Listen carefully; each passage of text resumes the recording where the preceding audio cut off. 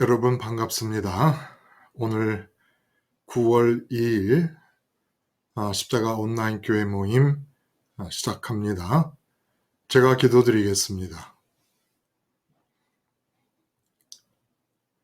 하나님 아버지, 사도행전의 말씀을 접하면서 깊은 깨달음이 우리에게 주어짐을 감사드립니다. 우리가 그동안 사탄에 의해서 만들어지고 있는 가상 세계를 살았던 과거를 아버지 앞에 고백하지 않을 수가 없습니다. 그 가상 세계 속에서 완전히 뒤집어진 가치관을 가지고 살면서 좋을 것이 없는 일에 좋음을 느끼고 싫어할 이유가 없는 것을 몸부림치며 싫어하느라 고달픈 생을 살았습니다. 가치관이 거꾸로 되었으므로 우리의 생각과 우리의 언어가 또한 타락한 것이었음을 아버지 앞에 고백합니다. 밤새 생각하고 수많은 말을 하며 살지만 우리가 생각한 것 때문에, 우리가 말한 것 때문에 언제 우리의 내부와 외부가 진정한 평강을 누려본 적이 있습니까?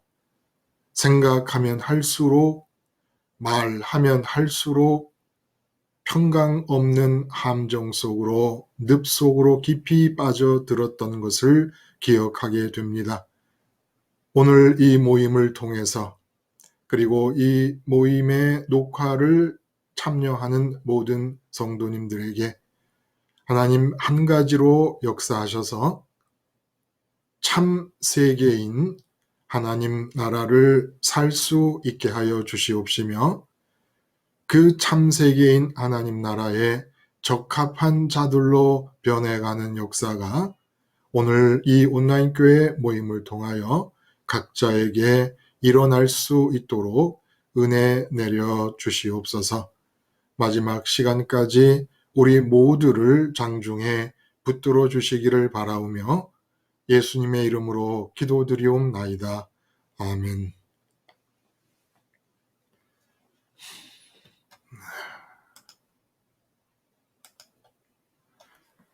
여러분 반갑습니다. 오늘 두 개의 설교를 통해서 함께 말씀을 나누게 됩니다. 성령 받은 말과 일반적인 말의 차이, 그리고 문제를 해결하려 말고 풀리게 하라. 이 두 제목으로 나눈 말씀을 중심으로 함께 나눔을 갖겠습니다. 성령 받은 말과 일반적인 말의 차이. 그 사도 바울이 에베소 지역에 이제 처음 도착했을 때 첫 번째 사역에서 나타난 일이었습니다.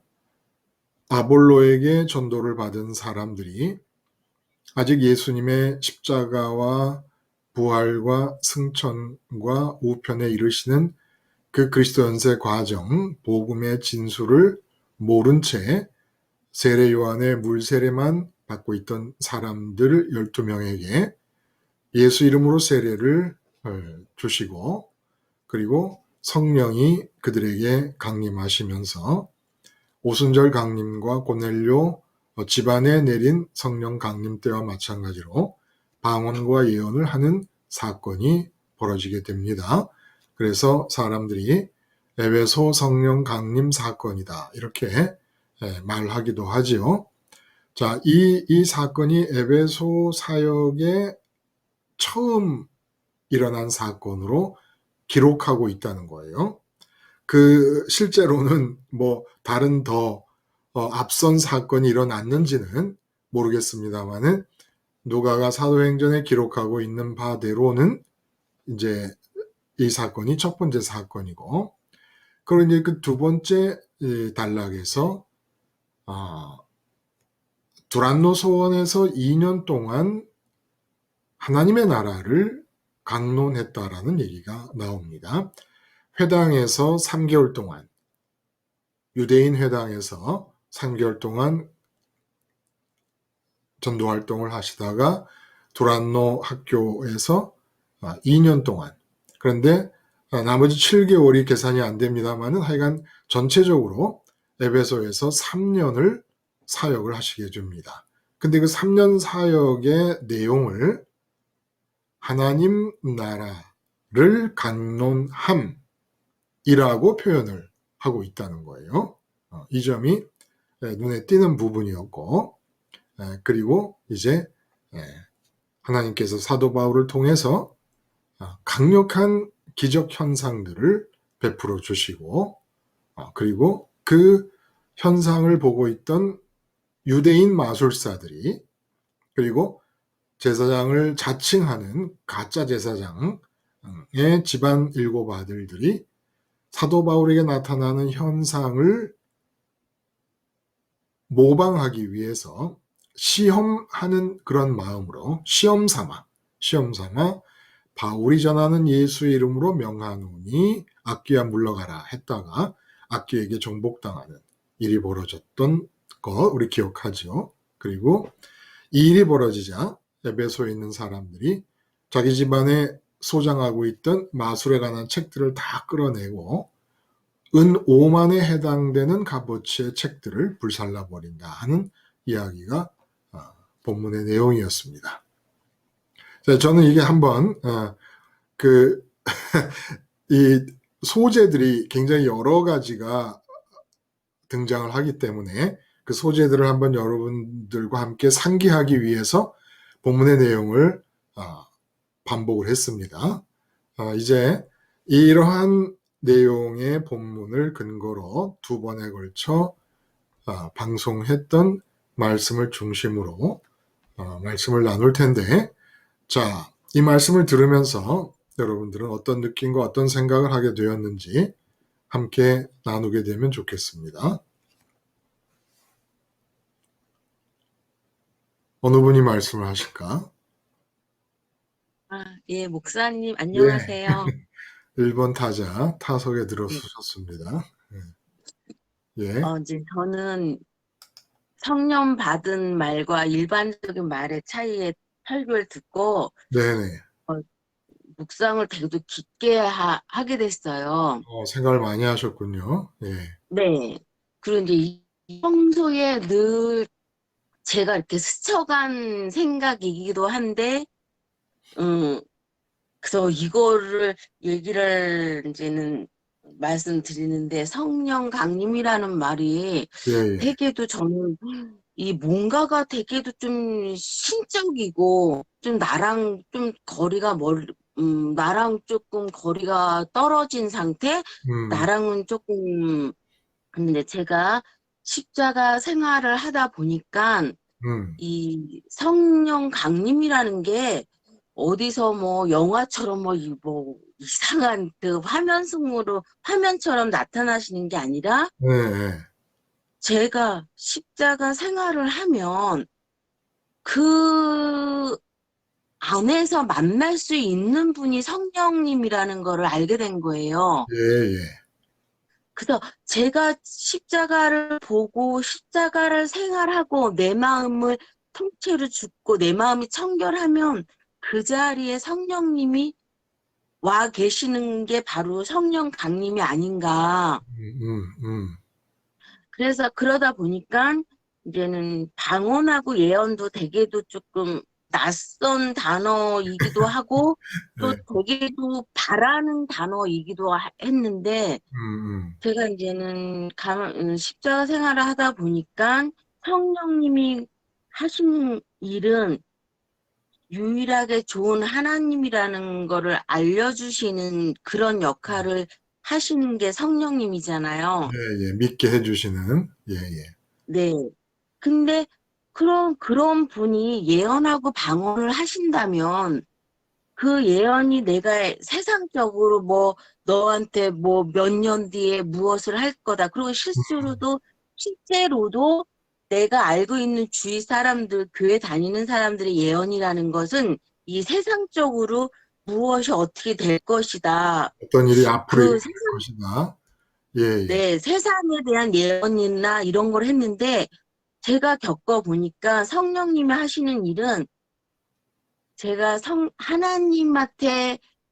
하나님을 맞이할 수 있는 길을 알려주시는 거, 예를 들어서, 음, 어, 십자가 생활을 해야 음. 하나님 나라를 갈 수 있다는 거는 십자가 생활을 해야 된다는 그런 예언 같은 그런, 거, 그런 마음을 파고드는 깨달음.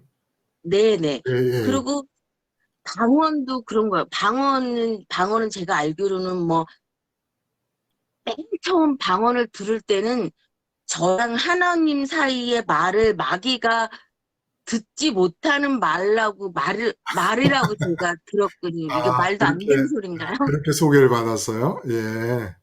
네, 그래서 방언은 남도 알아듣지 못하는 하나님한테 직접 전달될 수 있는 기도의 말이라고 제가 들은 아, 거예요. 그렇구나. 자기도 못 알아듣는 게 문제인데.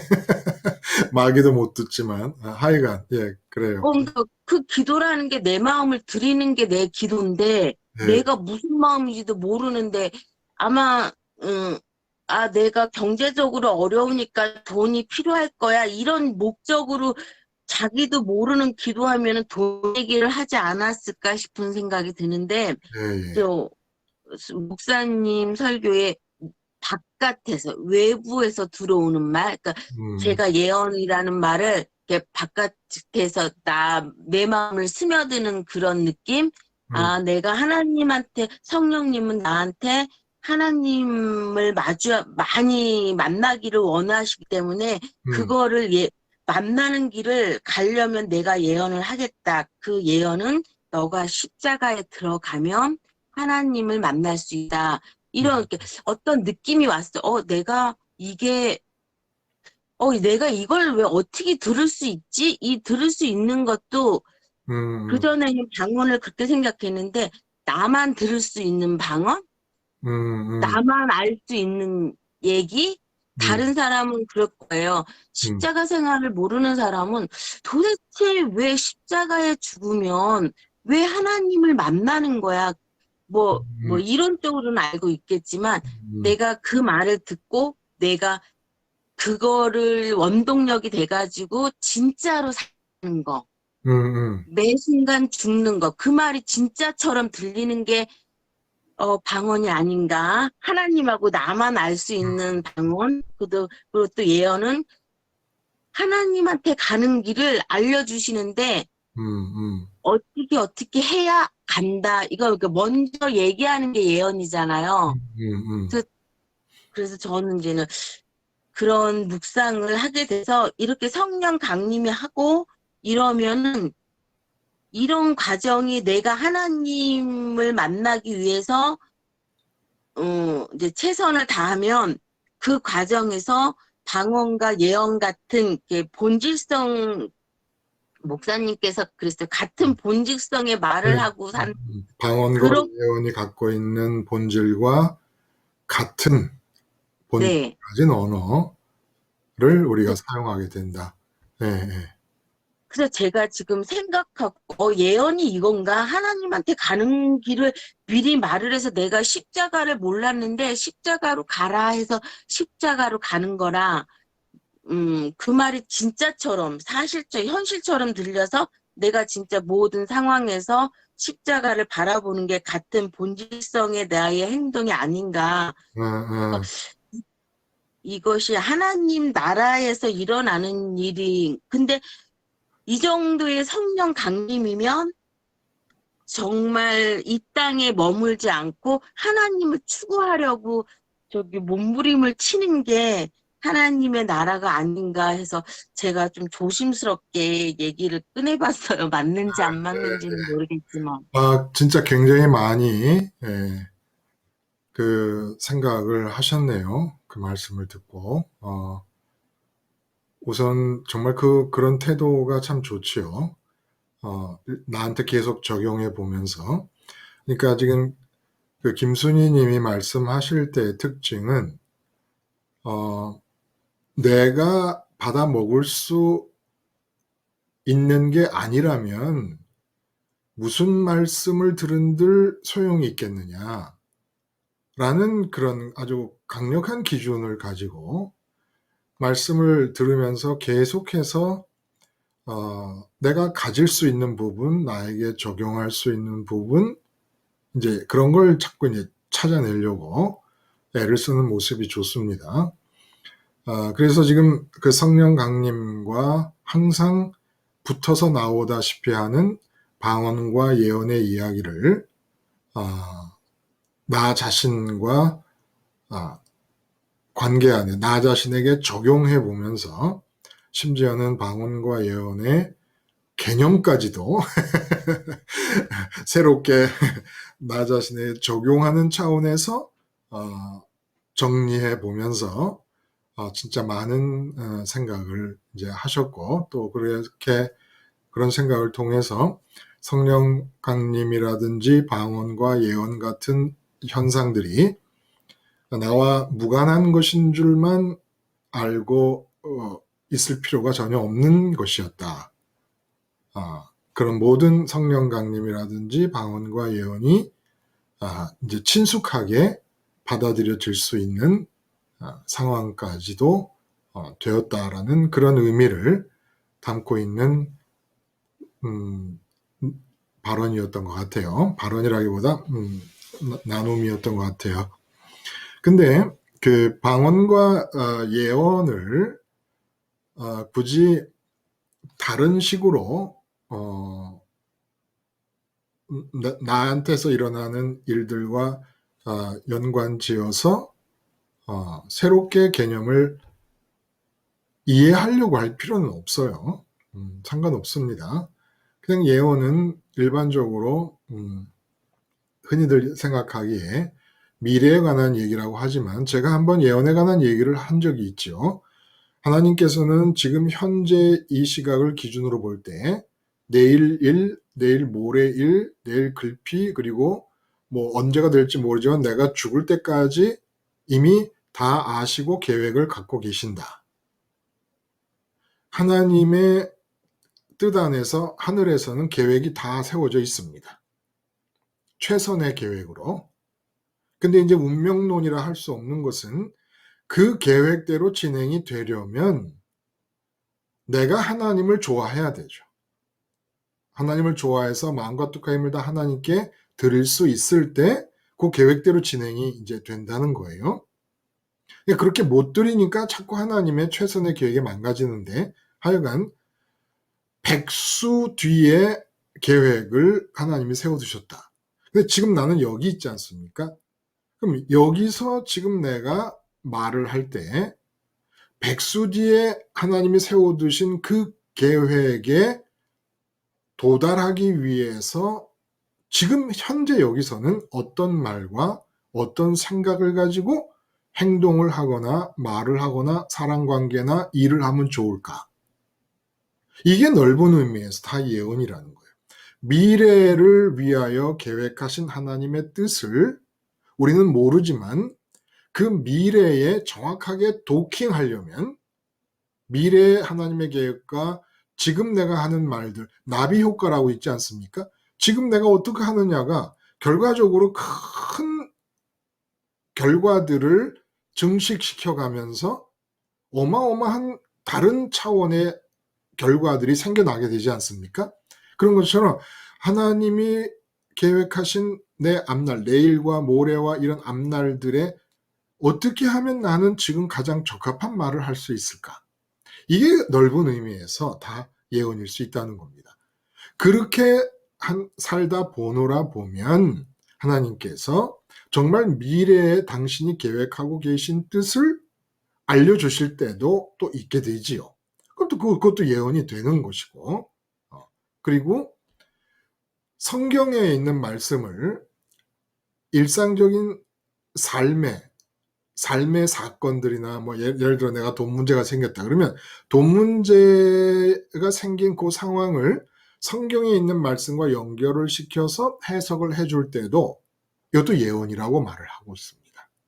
덕을 세울 수 있는 예언이라고. 이게 참 예언이라는 말이 포괄적이에요. 그리고 방언은 사도 바울도 말씀을 하신 것처럼 방언의 의미를 알게 되는 통역의 은사가 따로 있다고 사람들이 말을 합니다만은 기본적으로 오순절 강림 때의 방언은 특수한 방언이었고 그야말로 곧바로 외국어가 나오는 방언이었습니다. 그러니까 여러분이 불어를 한 번도 배운 적이 없는데 성령을 받고 불어를 막 얘기하는 그런 방언이었다는 거예요. 그런데 이제 고넬료나 오늘 에베소의 이런 방언들은 의미를 모르는 방언이에요. 그래서 이제 질문을 던지는 겁니다. 왜 성령 강림 사건만 일어나면 이렇게 의미도 모르는 방언을 하게 되고 그리고 또 실제로 뭐 요즘 세상에서도 요즘 뭐 코로나 때문에 뭐 이런 게 많이 없어졌습니다만은 그리고 열심도 없어졌고 기도원을 가는 열심도 없어졌고 제가 어렸을 때 할머니 따라 기도원을 갈 때만 해도 고인이 되신 이천성 목사님께서 안수를 하시면서 방언을 해보라고 그러면은 아주 랄랄랄랄랄랄라 막 하면은 방언 잘 받았다. 그리고 아라리올레 아라리올레 아라리올레 이러면 또 너는 마귀한테 받은 방언이다. 이렇게 방언 또 분별의 은사를 갖고 계시면서 그래서 서로 방언 받겠다고 고래고래 감을 지르고 뭐 방언 주세요. 뭐 소나무 뿌리 하나를 뽑아야 방언을 받는다. 이런 얘기까지 다 나왔습니다. 그럼 도대체 이런 방언을 뜻도 모르는 이런 방언을 왜 성령 강림 사건에 붙이신 것일까? 응? 그리고 예언이라는 게 우리가 일상적으로 삶을 살아갈 때 사실 예언이라고 할 수 있는 부분이 별로 없지 않습니까? 우리가 사용하는 언어가 직장에서나 가정에서나 뭐 이렇게 사용할 때 뭐 있어요? 예언 해당되는 부분이? 근데 왜 이렇게 자꾸 성령 강림 사건에 갖다 붙이시는 것일까? 그래서 그 하나님이 그렇게 하시는 방언과 예언을 자꾸 성령 강림 사건에 갖다 붙이시며 우리에게 봐. 성령 강림이 일어났는데 또 방언하고 예언을 하지? 봐. 성령 강림이 일어났는데 또 방언과 예언이 일어났네? 봐. 하시는 이유가 뭘까? 라는 걸 생각을 해봤던 겁니다. 응? 물론 기도하는 가운데 성령님께서 답을 주시기를 바라면서 어차피 예를 든 대로 루디아나 빌립보 교인들, 데살로니가 교인들 그 외에 1, 2차 전도 여행 때 제대로 예수 이름으로 세례를 받은 사람이 한둘이 아닌데 십자가 생활화를 한다는 것은 예수 이름 세례가 이루어졌다는 거 아닙니까? 내용적으로. 그래서 루터의 말씀처럼 데일리 베프티즘 날마다 세례를 수행해 나가는 거예요. 날마다 예수 이름 세례를 수행해 나가는 것이 십자가 예수님의 죽음에 풍덩 빠져 죽는 것이 예수 이름 세례거든요. 그럼 성령이 주어진다는 게 베드로도 사도행전에서 2장에서 말씀하신 약속입니다. 예? 베드로의 약속이 아니라 베드로가 말씀하신 하나님의 약속이란 말이에요. 예수 이름으로 세례를 받으면 회개하고 예수 이름으로 세례를 받으면 성령을 선물로 받으리니 이거는 먼 데 있는 누구에게나 다 적용되는 약속이다. 그걸 말씀하신 거예요. 그럼 성령을 우리도 받은 것이 분명한데 그럼 우리는 왜 방언과 예언이라고 하는 이런 특별한 언어 사용이 허락되지 않는 것일까? 라고 생각할 필요가 없다는 것입니다. 하나님의 의도 속을 들여다보면. 그러나 강력하게 생각하지도 못했던, 상상도 하지 못했던 요구를 방언과 예언이 몇몇 사람에게 터져 나오게 하시면서 우리에게 들이미시는 거예요. 어떤 하나님의 요구를 우리가 접하게 됩니까? 방언이나 예언이 언어잖아요. 그렇죠? 이 두 언어로 대표되는 언어의 공통적 본질, 방언이라는 언어와 예언이라는 언어가 갖고 있는 공통적 본질, 그 공통적 본질을 가진 언어로 이 세상을 살아가야 된다라는 것이라는 거예요. 이거 엄청난 거 아닙니까? 응? 방언이라는 언어, 예언이라는 언어가 언어로서 가지고 있는 공통적인 본질이 뭡니까? 그게 바로 내 안에서 만들어지지 않는 언어였다는 거예요. 내 안에서 만들어지지 않는 언어. 성령이 임하셔서 삶을 살게 되는 거예요. 우리가 집에서 부부가 마주할 때도 성령이 임한 가운데 부부가 마주 대하는 겁니다. 부모 자식이 마주 대하는 것도 성령이 임한 가운데서 마주 대하는 것이고, 시장에서 장사를 해도 직장에 가도 꼭 부흥회 때만 성령 받고 그냥 예배당 문 나가면 끝나는 게 아니라는 거예요. 진짜 성령의 동행은, 성령의 내주하심, 성령이 내 안에 들어와 머무시면서 성령에 의해서 함께 동행하는 삶은 예배당이 아니라 삶의 현장에서 이루어지는 겁니다. 근데 삶의 현장의 특성은, 가장 큰 특징이 언어인 거예요. 말. 그래서 농아의 장애를 앓고 있는 분들도, 청각장애인이라든지 하는 장애를 앓고 있는 분들도 말이 있지 않습니까? 수화라고 하는 말이 있잖아요. 말이 없이는 삶이 진행될 수가 없죠. 말이 없이. 근데 그 말이 방언이나 예언이라는 말이 갖고 있는 본질과 같은 본질을 가진, 이제까지 사용하던 말과는 완전히 다른 언어를 사용해서 시장에서 장사하라는 거예요. 가정에서 가족들과 생활을 하고, 직장에서 직장 생활을 하라는 겁니다. 전혀 다른 언어를 가지고. 본질이 완전히 다른 언어. 그 다른 본질이 뭡니까? 방언도 예언도 특징이 내 안에서 만들어진 언어가 아니라는 거예요. 내 안에서 만들어지지 않은 언어인데 내 인격, 그러니까 내 지정의를 통과해서 내 입을 통해 나오는 것입니다. 그러니까 내 바깥에서 이제 성령이 물세례를 거쳐, 물세례가 뭐예요? 이 세상에서 내가 당면하고 있는 상황, 사건, 어떤 사람과의 만남, 모든 것에서는 좋음이 있을 수 없다. 이거를 선언하는 거예요. 싫음도 있을 수 없다. 오직 좋음은 지금 이 시각 천당에서, 천국에서 예수님이 마주하고 계시는 하나님 아버지만이 나의 좋음이다. 그러므로 그 아버지를 예수님 안에서 마주하는 상황만이 좋음이 생기는 상황이다. 라는 거를 나한테 가르치고, 소리내서 고백하고, 선언하고, 나 자신에게 주장하는 겁니다. 왜 주장합니까?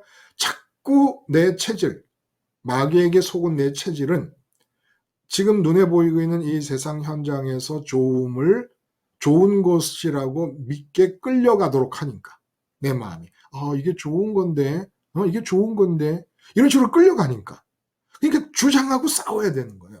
아니야, 지금 내가 당면하고 있는 이 세상의 문제, 이 세상의 상황에서는 풀리든 안 풀리든 어떻게 전개되든 여기엔 좋음이 없어. 이게 무슨 소리야? 어떻게 전개돼도 싫어할 이유도 하나도 없어. 싫어할 것은 지금 내가, 내 마음이 땅에 머물어서 주님 안에 들어가 아버지를 마주대하지 못하는 걸 싫어해야 되는 것이고, 좋음이라는 것은 주님 안에 들어가서 아버지를 마주대하는 것만이 좋은 것이야 라고 주장해야 돼요.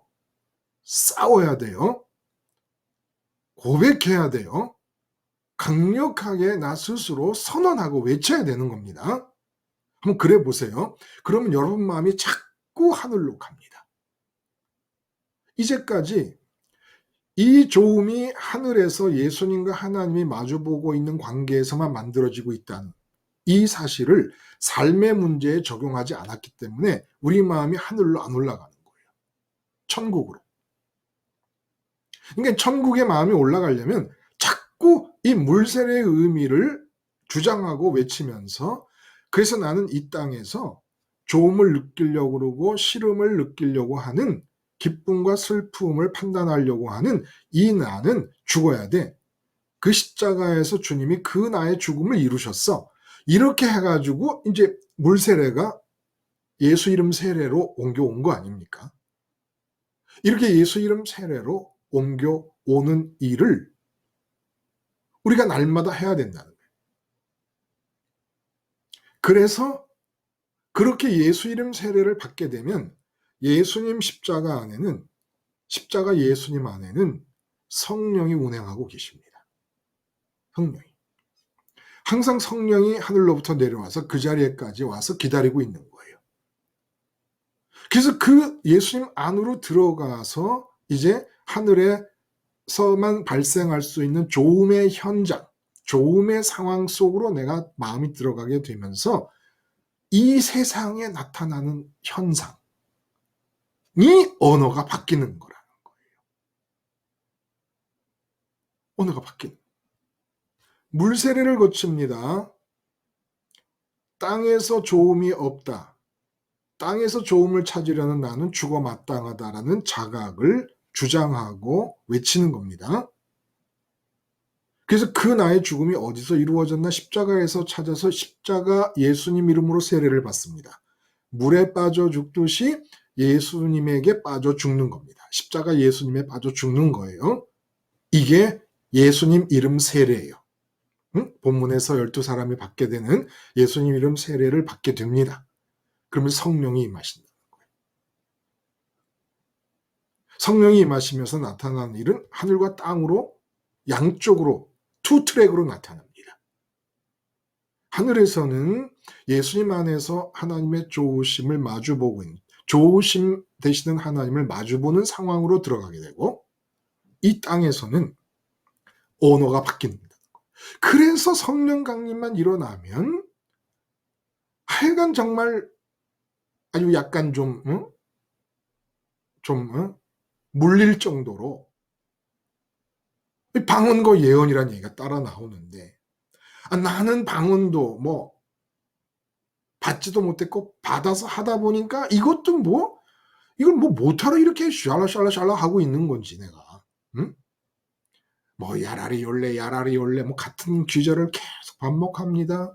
갈라바 쇼꼬라 갈라바 쇼꼬라 뭐 이거 다 방언들이에요. 지금 제가 만들어낸 말들이 아니라 이런 말들을 아무리 해봐야 갈라바 쇼꼬라 갈라바 쇼꼬라 갈라바 쇼꼬라 야라리 요레 야라리 요레 이거 1시간 하면 뭐 할 거예요? 그럼 어떤 사람이 영이 맑아진다 그러고 그래요.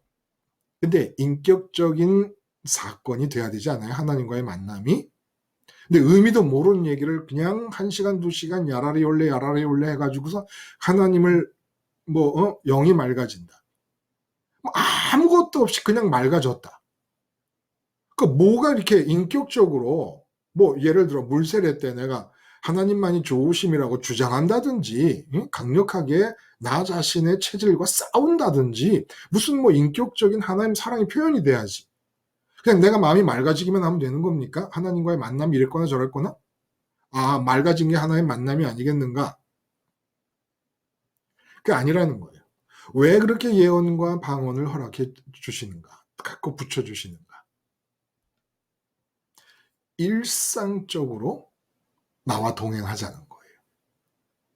근데 여러분, 내가 영어를 하나도 모른다. 근데 영어 하는 사람과 둘이 짝이 돼서 동행을 해야 된다. 이 동행이 가능합니까?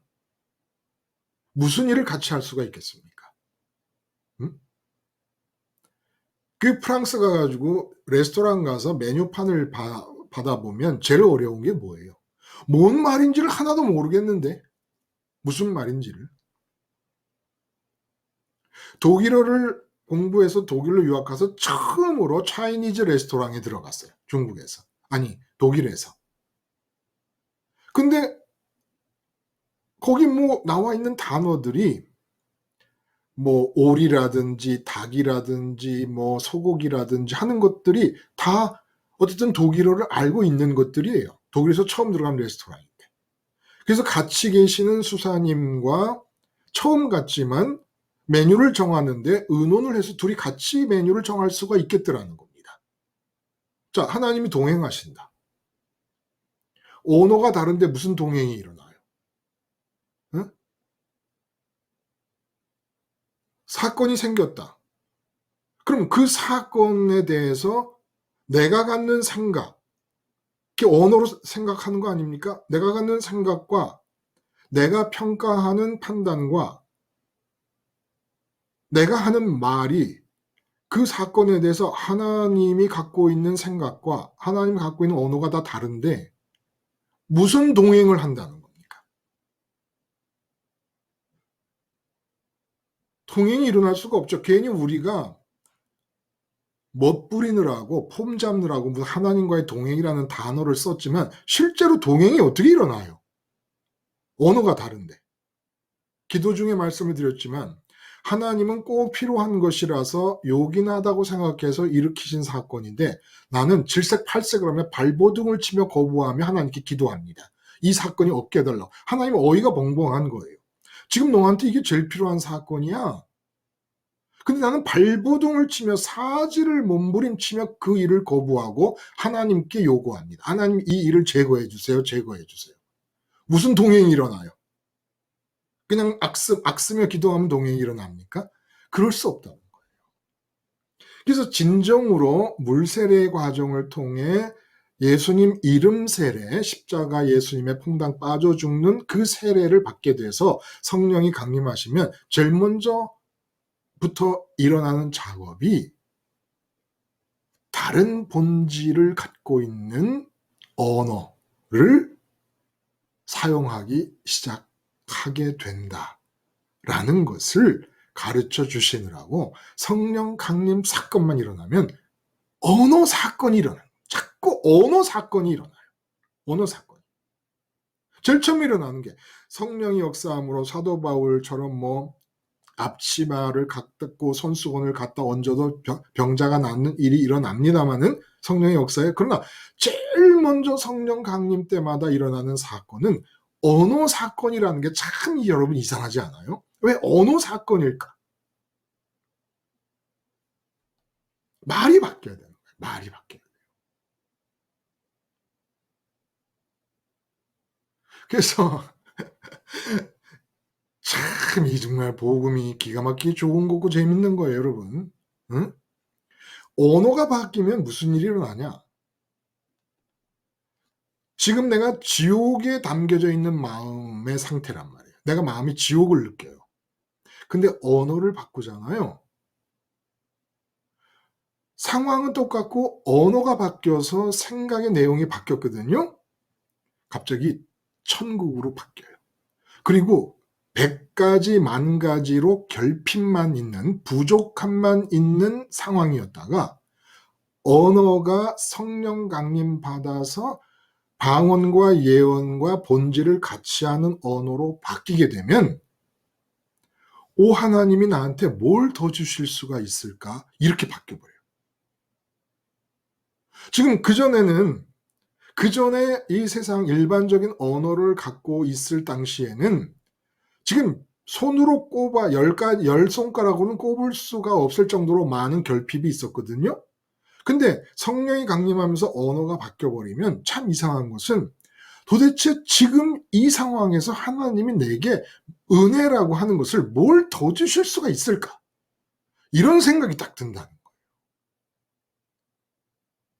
거예요. 이게 이 언어가 바뀐다는 게 얼마나 굉장한 일이냐는 겁니다. 응? 그래서 제가 여러분들을 개인적으로 만나서 강내에 오시든지 또 휴무기간처럼 제가 찾아가든지 해서 여러분과 대화를 통해 하려고 하는 일이 바로 그 일인 거예요. 한번 바뀐 언어를 들어보라는 겁니다. 방언과 예언이라는 언어와 본질을 같이 하는 언어로 당신의 삶을 내가 태승철이가 얘기할 때 한번 들어보라는 겁니다. 그럼 당신의 삶인데도 최승철이가 일상적인 세상 사람들의 언어가 아니고 예수 이름 세례받아 성령 강림하여 나타나는 언어로 당신의 삶을 해석하고 당신의 삶을 생각할 때에 어떤 일이 일어나는가? 종종 겪는 경험이라는 거예요. 분명히 지옥에 담겨서 왔어요. 지옥의 드럼통에 담겨져 가지고 배달이 왔어요. 근데 다른 언어로 그분의 삶을 생각해 봅니다. 그럼 느끼는 거예요. 도대체 하나님은 나한테 어떻게 은혜를 더 주실 수가 있을까? 어떻게 지금보다 더 나은 최선이라는 게 존재할 수가 있을까? 지금이 최선이 아니겠는가? 아, 그래서 성령 강림 사건과 언어를 연결시킴에 하나님이 전력을 다하시는 겁니다. 제발 이 뜻을 알아들어라. 응? 자꾸 방언과 예언을 하게 하고 너희한테는 방언과 예언 아무것도 안 주고 있는데 자꾸 방언과 예언이 성령 강림과 연결됐다라고 하는 이야기를 너희한테 보여주고 있는 이 뜻을 알라는 겁니다. 아, 정말 그러니까 방언과 예언을 우리 굉장히 친숙하게 생각해도 될 것 같아요. 에이, 방언 좀 꺼려져요. 뭐 샬라샬라샬라 하고 야라리 요레 하고 뭐 이런 얘기들을 그렇게 1시간 동안 막 혼자서 떠들고 막 다른 사람 기도도 못하게 막 이렇게 거부반응이 일어나고 이런데 방언이라는 게 내한테서 만들어진 언어가 아니구나. 그러므로 방언이라는 걸 보면서 내가 느껴야 될 것은 내가 방언을 받았든 못 받았든 이제 내가 아내 앞에서 남편 앞에서 해야 될 말들은 방언과 똑같은 본질을 가진 언어여야 된다. 내 안에서 만들어진 말이어서는 안 된다. 회사에 나가서도 마찬가지다. 회사 동료들과 하는 얘기, 업무에 관한 얘기라 할지라도 내 마음의 상태에서는 내 안에서 만들어진 언어가 아니어야 된다. 그 예가 보디발의 집에서 근무를 하던 요셉의 경우 같은 거예요.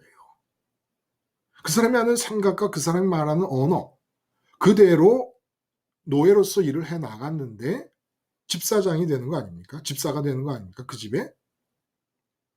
그런 거 마찬가지. 그리고 애굽의 총리가 됐을 때도 다른 방식으로 생각을 하는 겁니다. 보통 사람들이 생각하는 대로 자기들 속에서 만들어진 언어를 얘기하는 게 아니에요. 다니엘도 마찬가지인 거죠.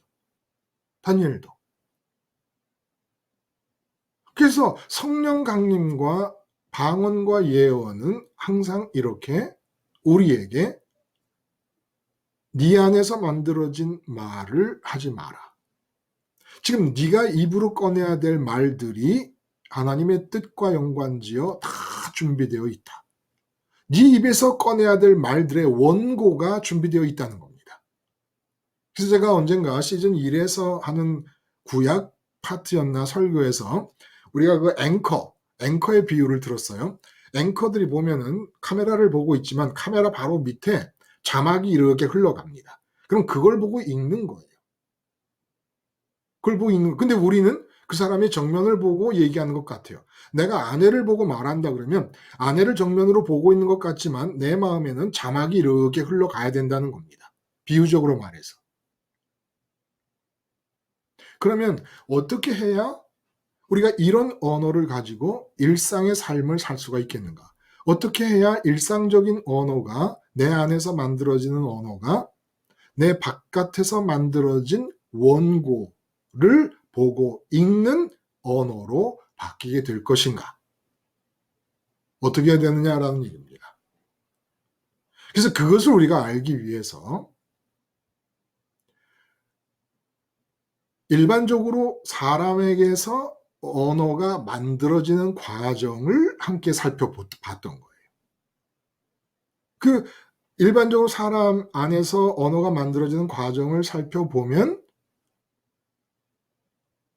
밖에서 만들어진 언어도 어떻게 만들어지는가를 알 수 있기 때문에 언어라는 것은 같은 구조 속에서 만들어질 수밖에 없기 때문에 그러니까 결국 언어가 만들어지는 구조를 변경하는 것이죠. 그러면 다른 언어가 나온다는 겁니다. 응? 자, 그러면 우리가 말하는 일반적으로 이 세상에서의 언어들은 어떻게 우리 안에서 만들어지는 것입니까? 우리 안에 만들어질 때 그 만들어지는 과정이 생각이라는 과정으로 먼저 만들어지고 생각 중에서 내가 선택해서 이불을 통해 이제 말을 하게 되지 않습니까? 또 생각만 하고 말을 안 하는 것들이 또 굉장히 많고 생각만 하면서도 행동으로 옮길 때도 있고 생각이 입으로 표현되기도 하고 행동으로 표현되기도 합니다. 또 표정으로 나타나기도 하고 근데 어떻게 어떤 과정을 통해서 내 안에서 언어가 만들어지는 것일까? 제가 말씀을 드렸는데 혹시 우리가 전체가 다 한번 상기하는 그런 의미에서 이 내 안에서 언어가 만들어지는 과정을 얘기해 주실 분이 계실까요? 말씀을 다 들으셨다면. 역시 또 이런 거는 샤로님이 한번 나와서 보셔야 되지 않겠나? 네, 목사님. 네. 안녕하세요. 기억해서 말을 하실 수 있겠어요? 우리 안에서 언어가 만들어지는 과정. 어, 그, 그러니까, 이제 소원을 하게 되잖아요.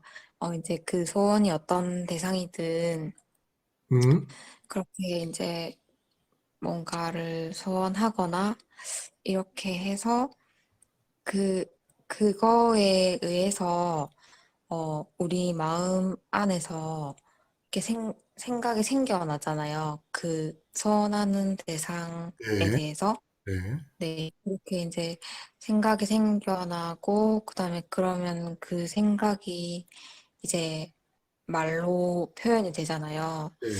그렇게 해서, 그렇게 해서 이제 음, 만들어지는데, 그, 설명이 좀 명확하지만, 네, 그렇게 샤론님은 해서, 어떤 걸 소원합니까? 네, 소원하고 있는 거요? 아니, 사람이 소원한다고 말씀하셨는데, 샤론 생각에는 네. 사람이 어떤 걸 소원을 하게 돼요? 이제 세상적인 그런 세상을 소원하는 사람들은 이 세상의 가치나 뭐 이런 것들을 소원하게 되잖아요. 맞아요. 가치라고 하는 것은 우리가 지금 계속 반복해서 사용하는 언어로 이제 좋다고 느껴지는 것들이 가치예요. 그렇죠? 아, 네네네. 좋다고 좋고 느껴지는. 싫은 거에 대해서, 네. 좋음과 싫음에 대해서 이제 가치관이 적용이 이제 될 수밖에 네. 없죠. 그래서 언어가 만들어지는 과정을 보면 가치와 연관이 되어 있습니다. 가치와. 근데 이제 가치라는 것이 보통 지금 75억이 사용하고 있는 언어를 보면 어떻게 언어가 그 각자의 사람 속에서 만들어지는가?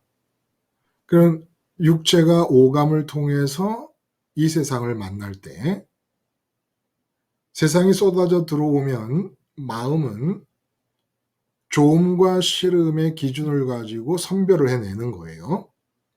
저 남자는 난 저런 스타일은 너무 싫어. 근데 김 과장님 같은 스타일은 저건 괜찮아. 그러면 그 김 과장님이 마음에 와 닿으면서 좋음으로 느껴지거나 아니면 최 실장님은 싫음으로 느껴진다 그러면 최 실장님에 대한 관계에서 언어가 만들어집니다. 나 저 사람하고 같이 프로젝트를 하고 싶지 않아. 김 과장님하고는 김 과장님 지금 다른 거래처에 가는데 같이 따라가서 점심이라도 같이 먹었으면 좋겠다. 이런 생각들이 나온다는 거예요. 그러니까 언어가 만들어지는 과정은 빤해요. 사람은 육체가 있습니다. 그리고 좋음과 싫음을 느끼게 되는 마음이 있습니다. 그리고 생각과 감정과 의지의 능력, 지정의라는 게 있는 거예요. 요 구조 안에서 언어가 만들어지는 겁니다. 요 구조 안에서. 그래서 육체가 있어서 오감을 통하여 마음이 받는 게 뭐예요? 좋음과 싫음의 기준을 갖고 있는 마음이 육체 오감을 통해 받는 건 재료들이에요. 재료들. 좋음을 판단하고 싫음을 판단하는 재료들을 받게 됩니다. 그럼 요거는 좋고 요거는 싫고 하면서 좋으면 좋은 대로 싫으면 싫음대로 요 좋은 거는 내가 가져야 되겠고 싫은 것은 피해야 되겠는데 어떻게 해야 될까라는 생각을 할 때 지정의가 움직이기 시작합니다. 지정의가 움직이면서 생각과 감정과 의지라는 기능이 움직이면서 독특한 내 생각과 내 언어가 만들어지는 거예요. 근데 이제 돈이 없는 상황을 마음이 오감을 통하여 재료로 받았다. 그럼 이건 싫은 상황이에요. 싫은 상황이면 언어가 생깁니다, 이제. 요 싫은 상황을 어떻게 피하고, 어떻게 극복하고, 어떻게 면할 수 있을까? 그러려면 내가 돈을 좀 더 아껴야 되겠구나? 그러려면 누가 돈을 좀, 임시 변통을 좀 할까?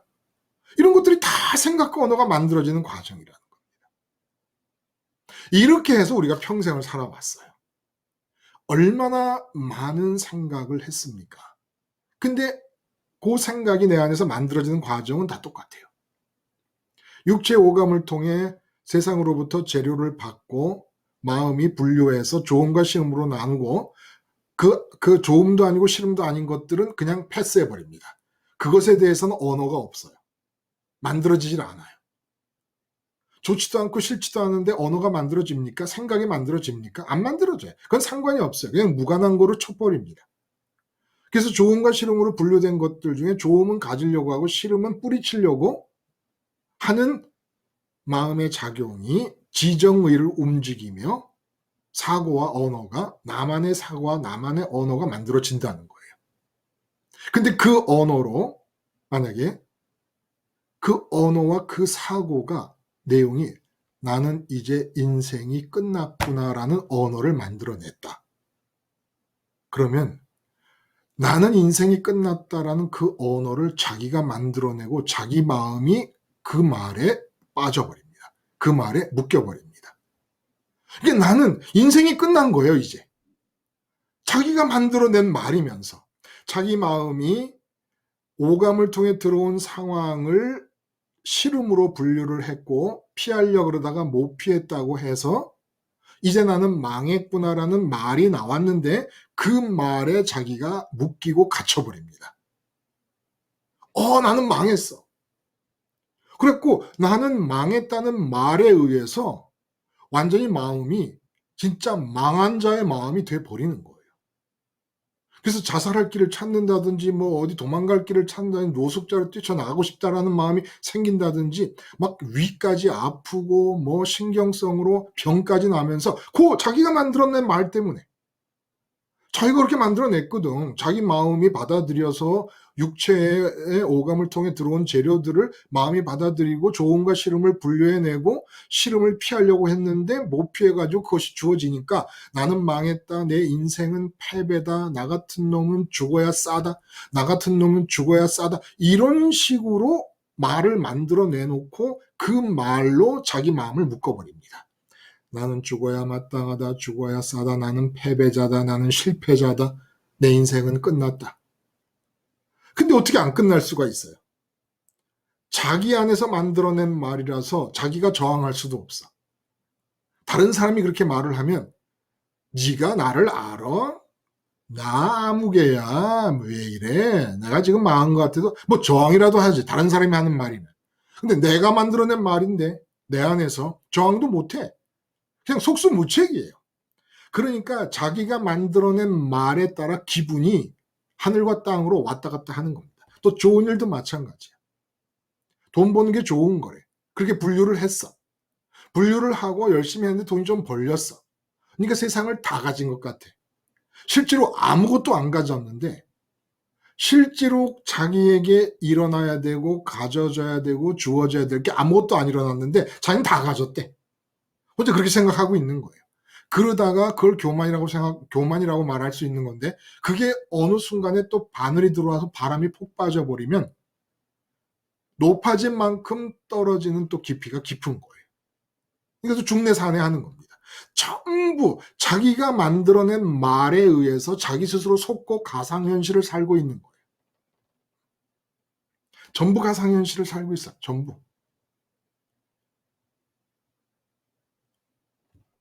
그러니까 이제까지 살아오면서 좋아하고 싫어하고 기뻐하고 슬퍼한 게 다 단 하나도 건더기가 남는 게 없는 짓을 했다는 겁니다. 우리가. 그냥 내가 내 안에서 만들어낸 말에 의해서 나 스스로를 옥죄었다가 풀어줬다가 신났다가 혼자 난리를 쳤던 거예요. 실제로는 실제 팩트와 아무 상관도 없는 얘기들을 가지고. 지금도 그렇게 평생 살다가 죽을 거예요. 다 사람들이. 자기 안에서 만들어낸 거짓된 말들을 가지고.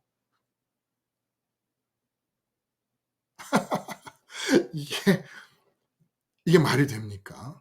예? 십자가 하나 붙잡는 십자가에 죽으신 예수님 이름 세례가 그냥 나는 세례 요한처럼 십자가를 붙들기 위한 충분한 계기와 명분을 내 안에 아주 강하게 갖기 위해서 세례 요한 세례의 의미를 되새깁니다. 당면한 모든 사건과 어떤 사람과의 관계가 틀어지더라도 기쁨과 슬픔 자체는 여기에 없어. 이건 아무 상관이 없는 거야. 이 사람과의 관계가 아무리 틀어져도 내 기쁨과 내 슬픔은 상관없어. 그냥 관계가 틀어지는 거지. 내 돈이 안 벌리거나 건강이 안 좋거나 어떤 일이 벌어져도 좋음도 아니고 슬픔도 아니야. 이걸 강력하게 주장하라는 거예요. 근데 내 마음속엔 자꾸 좋음으로 느끼고 싫음으로 느끼려고 그러고 기쁨과 슬픔으로 느끼려고 그래. 이 나는 죽어야 돼. 그래서 십자가에서 죽으면 이렇게 무시무시하게 우리를 짓누르고 있는 가상세계가 사라진다는 거예요. 그게 물거품인 걸 안다는 겁니다. 그게 비눗방울 같은 거라는 걸 아는, 바늘만 찔러도 터져나갈 거라는. 근데 그 속에서 이제까지 몸에 병이 날 정도로 속이 썩으며 살았던 거예요. 내가 내 안에서 만들어내는 언어를 통하여 내가 나를 공격하고 내 마음을 짓누르면서 마음에 슬픔을 안겨주고 마음에 가짜 기쁨을 안겨주고 그러면서 슬픔도 가짜죠. 그러나 안겨줄 때는 다 그게 기쁨이고 슬픔으로 표현되고 있는 중인 거죠. 결과적으로는 아무것도 없는 거품에 지나지 않을 인생과 시간을 보내면서. 근데 십자가에서 예수님께 내가 퐁당 빠져 죽는 예수 이름 세례만 받아도 원래 이 세례의 의미가 제대로 전달이 됐다면 이런 거품 인생이 사라졌어야 된다는 겁니다. 근데 이게 뭐예요, 이게? 지금 우리의 삶이. 계속 이어지고 있는 거 아니에요? 계속 이어지고 있어요. 잘 생각해 보세요. 실제 상황이 어려운가? 그 상황에 대해서 여러분 안에서 만들어내는 말이 여러분을 어렵게 하는 것인가? 잘 생각해 보세요. 돈이 없어서 어려운 것인지 돈이 없는 상황에 대해 내 안에서 만들어지고 있는 말이 나를 어렵다고 설득시키고 있는 건 아니냐는 거예요. 예? 내 속에서 만들어지는 말이니까 나는 곧바로 설득이 돼버리잖아요. 저항할 수도 없어. 내가 만들어낸 말이니까.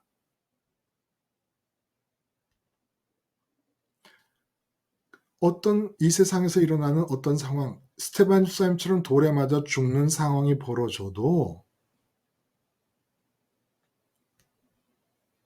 내 속에서 언어를 만들어내는 구조가 변경이 되면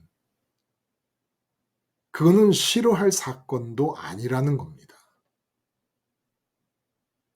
사자밥이 되어 죽는 상황이 벌어져도 내 속에서 말이 만들어지는 구조가 깨어지면 사자밥이 돼 죽는 지금 이 순간이 나쁨의 상황이 아니라는 거예요.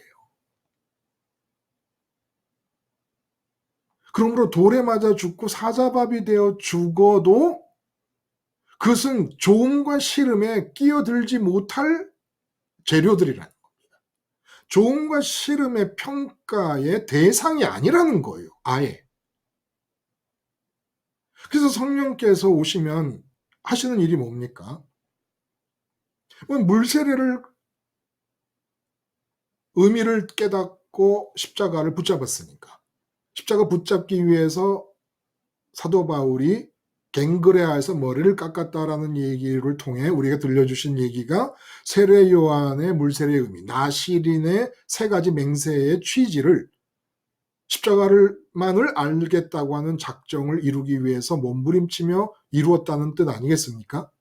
그렇게 해서 물세례의 의미를 가지고 십자가 예수님에게 빠져 죽는 예수님 이 이름 세례가 일어나면 성령께서 오셔서 기쁨과 슬픔, 좋음과 싫음을 느낄 수 있고 판단할 수 있는 마음을 데리고 예수님 안에 머물게 하시면서 하늘로 올라가도록 우리를 이끄십니다.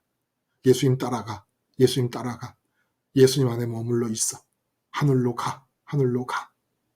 그래서 예수님이 지금 이 시각 현재도 천국에서 아버지를 마주하시는 상황 속에 내 마음이 끼어들어갑니다.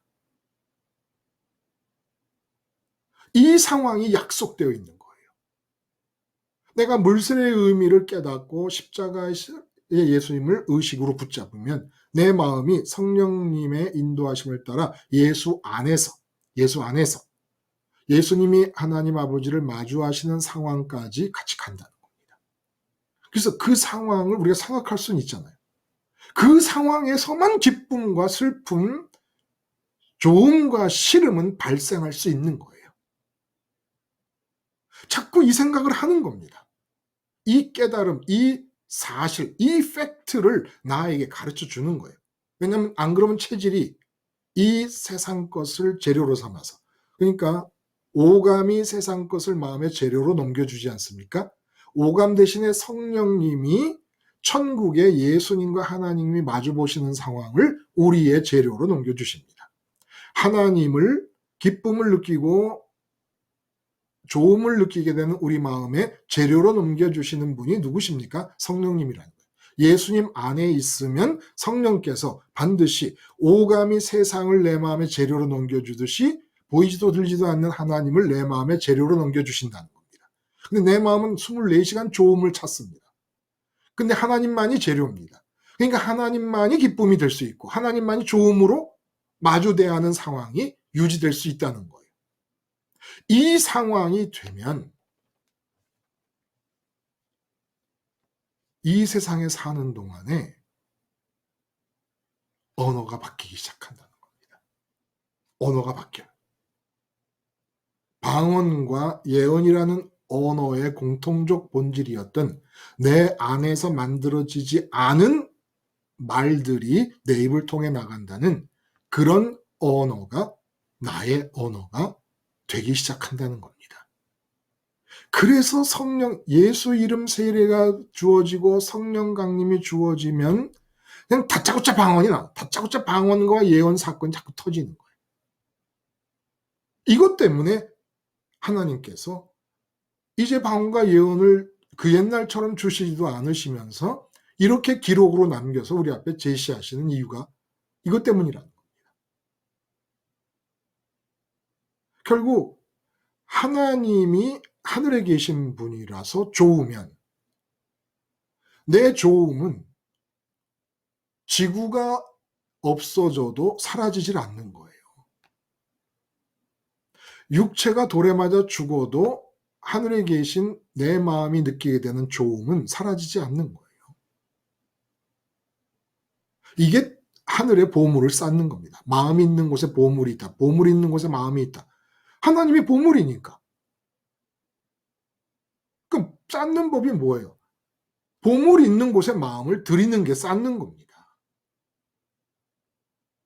근데 이 땅에 마음이 머물러 있으면서 좋음을 찾고 싫음을 찾는다. 시시각각 주가 변동같이 마음의 상태가 변동이 일어나는 겁니다. 아침에 좋았는데 점심 때는 또 기분이 팍 가라앉아. 기분이 가라앉았다가 그냥 죽을 맛이야. 그래도 밤 늦게 무슨 또 뭐 좀 올라오는 듯 하다 보면 또 가라앉아. 이 뭐 주가 변동도 이런 주가 변동이 없어요. 마음이 이 세상에 머물고 있으니까. 그런 가운데 내 안에서 만들어진 언어를 가지고 내가 제일 먼저 설득이 되는 거예요. 내가 만든 언어에. 오감이 내 마음의 재료로 던져지는 세상의 상황에 대해서 세상에서 배운 대로 가치 기준을 적용시켜 만들어낸 언어들을 가지고 내가 나를 공격해요. 이건 방해할 자가 없어. 내가 속에서 만들어낸 언어를 가지고 곧바로 내 마음을 묶어버리니까. 이런 식으로 살고 있는 사람들에게 십자가 예수님께 빠져 죽는 예수 이름 세례가 성령이 임하게 하시면서 획기적으로 구조를 바꿔주는 것은 마음이 예수님 안에서 하나님을 마주하게 해주는 구조로 바꿔준다는 거예요.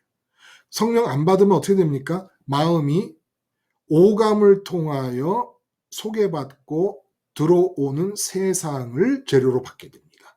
성령 받으면 어떻게 됩니까? 예수님 안에서 하나님을 재료로 받게 됩니다. 결국 언어의 생성의 시작은 마음이 무엇을 재료로 받느냐에서부터 출발하는 거예요. 그래서 오감을 통하여 건강이 안 좋은 상태를 재료로 받으면 건강이 안 좋은 상태에 대한 세상의 기준을 적용시키며 생각이 나고 말이 나오지 않습니까? 그럼 그 생각은 내가 이러다 죽겠구나. 이런 식으로 나를 감싸버리니까 우울해질 수밖에 없죠. 근데 아픈 중에도 예수 이름 세례를 반복합니다. 물 세례와 예수 이름 세례를 반복하면 성령님이 오시면 아픈 몸 놔두고 내 마음은 예수님 안에서 하나님을 재료로 받습니다. 그럼 하나님을 마주대하고 있는 마음으로서는 하나님만 안 망가지면 안 좋을 일이 생길 수가 없는 거예요. 하나님만 병이 안 나면 내 몸에 병이 나도 기쁘지 않을 이유가 없는 겁니다. 원래 내 몸은 아프든 안 아프든 기쁨의 재료도 슬픔의 재료도 아니었던 겁니다. 좋음의 재료도 싫음의 재료도 아니었던 겁니다. 하나님만 병이 안 나면 되고 하나님만 가난하지 않으면 내가 암만 돈이 없어도 그게 슬픔의 재료가 될 수가 없어요. 또 이 땅에서 돈을 좀 모았다고 기쁨도 될 수 없고 좋음도 될 수가 없는 겁니다. 천국에 계신 하나님은 부족함이 없는 창조주십니다. 그러면 그 하나님이 좋은 이상은 내가 이 땅에서 몸이 처한 상황이 가난하든 부자든 이거는 내 좋음과 싫음과 내 기쁨과 슬픔에 아무 관계가 없는 겁니다. 그럼 그 상태에서 나의 좋음이신 하나님이 망가지지도 않고 병들지도 않고 가난해질 수도 없고 문제가 될 수도 없고 하나님이 승진이 필요한 분도 아니고 하나님이 승진이 필요 없으면 내 기쁨에는 승진이 없는 겁니다. 천지창조주를 어떻게 승진을 시킬 거예요? 그러면 천지창조주가 내 유일한 기쁨인데 승진이 했던 말았던 그게 무슨 상관입니까?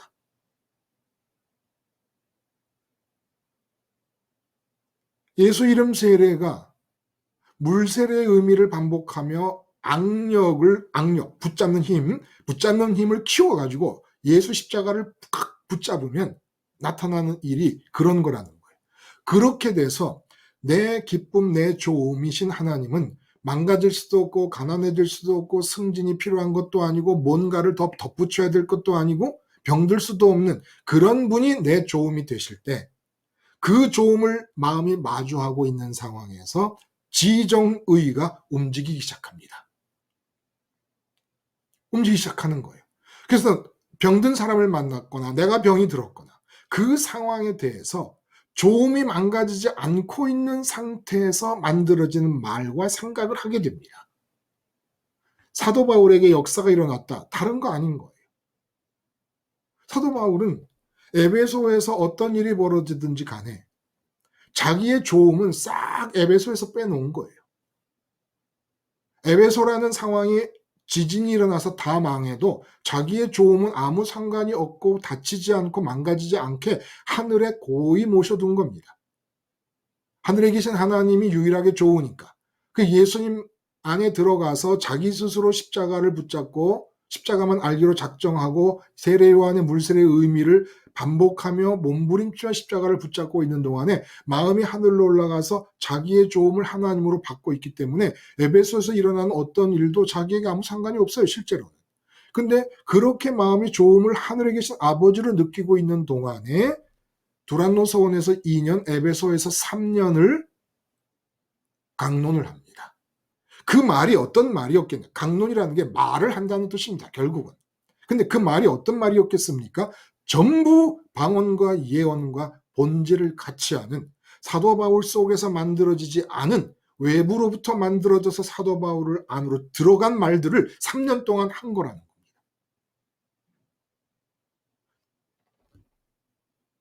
저도 지금 이 시간 그러기를 바라고 말씀을 드리고 있는 것이고요. 여러분이 어떻게 느끼실지 모르겠습니다. 저게 태승철이 인간이 만들어낸 말일까? 아니면 바깥에서 주어진 말일까? 여러분 스스로 판단하세요. 그러나 어쨌든 제 나름대로는 그렇게 되기를 바라며 이 시간을 지금 임하고 있다는 겁니다.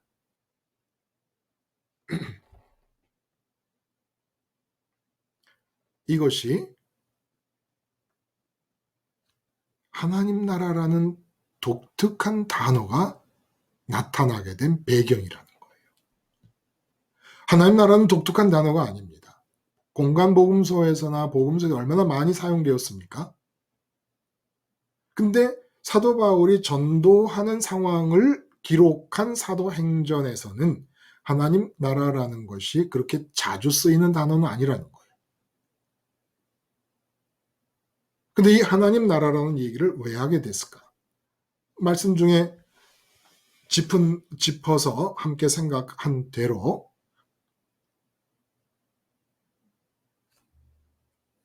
예수 그리스도와 그가, 그러니까 이렇게 이해하면 돼요. 예수 그리스도와 그가 십자가에 못 박힌, 이렇게 이해하지 말고 예수 그리스도만 알기로 작정했다. 근데 어떤 예수 그리스도인 줄 아냐? 십자가에 못 박힌 그리스도다. 십자가에 못 박힌 그리스도만 알기로 작정했다. 이 작정에 비하면 이 작정은 정말 바늘끝처럼 관심을 좁힌다는 느낌이 들지 않습니까? 집중의 느낌이 강하게 듭니다. 근데 하나님 나라 해버리면 굉장히 관심이 광범해진 것 같습니다. 근데 아니라는 거예요. 말씀드린 대로 예수님 이름 세례가 십자가에 못 박힌 그리스도만 알기로 작정했다라는 내용인데, 이 십자가에 못 박힌 예수 그리스도를 내 의식이 붙잡은 상태가 하루가 아니라 이틀이 되고 3일이 되고 4일이 되고 한 달이 되고 1년 되고 2년 되고 3년이 되면 똑같은 일을 나는 날마다 반복할 뿐인데 나타나는 현상의 범위가 점점 커지게 됩니다. 이렇게 오직 십자가에 못 박힌 그리스도만 아는 예수님 이름 세례를 날마다 반복하며 십자가만을 의식하는 집중의 일이 지속되면 나타나게 되는 현상 전체가 하나님 나라라는 거예요. 근데 그 하나님 나라의 시작이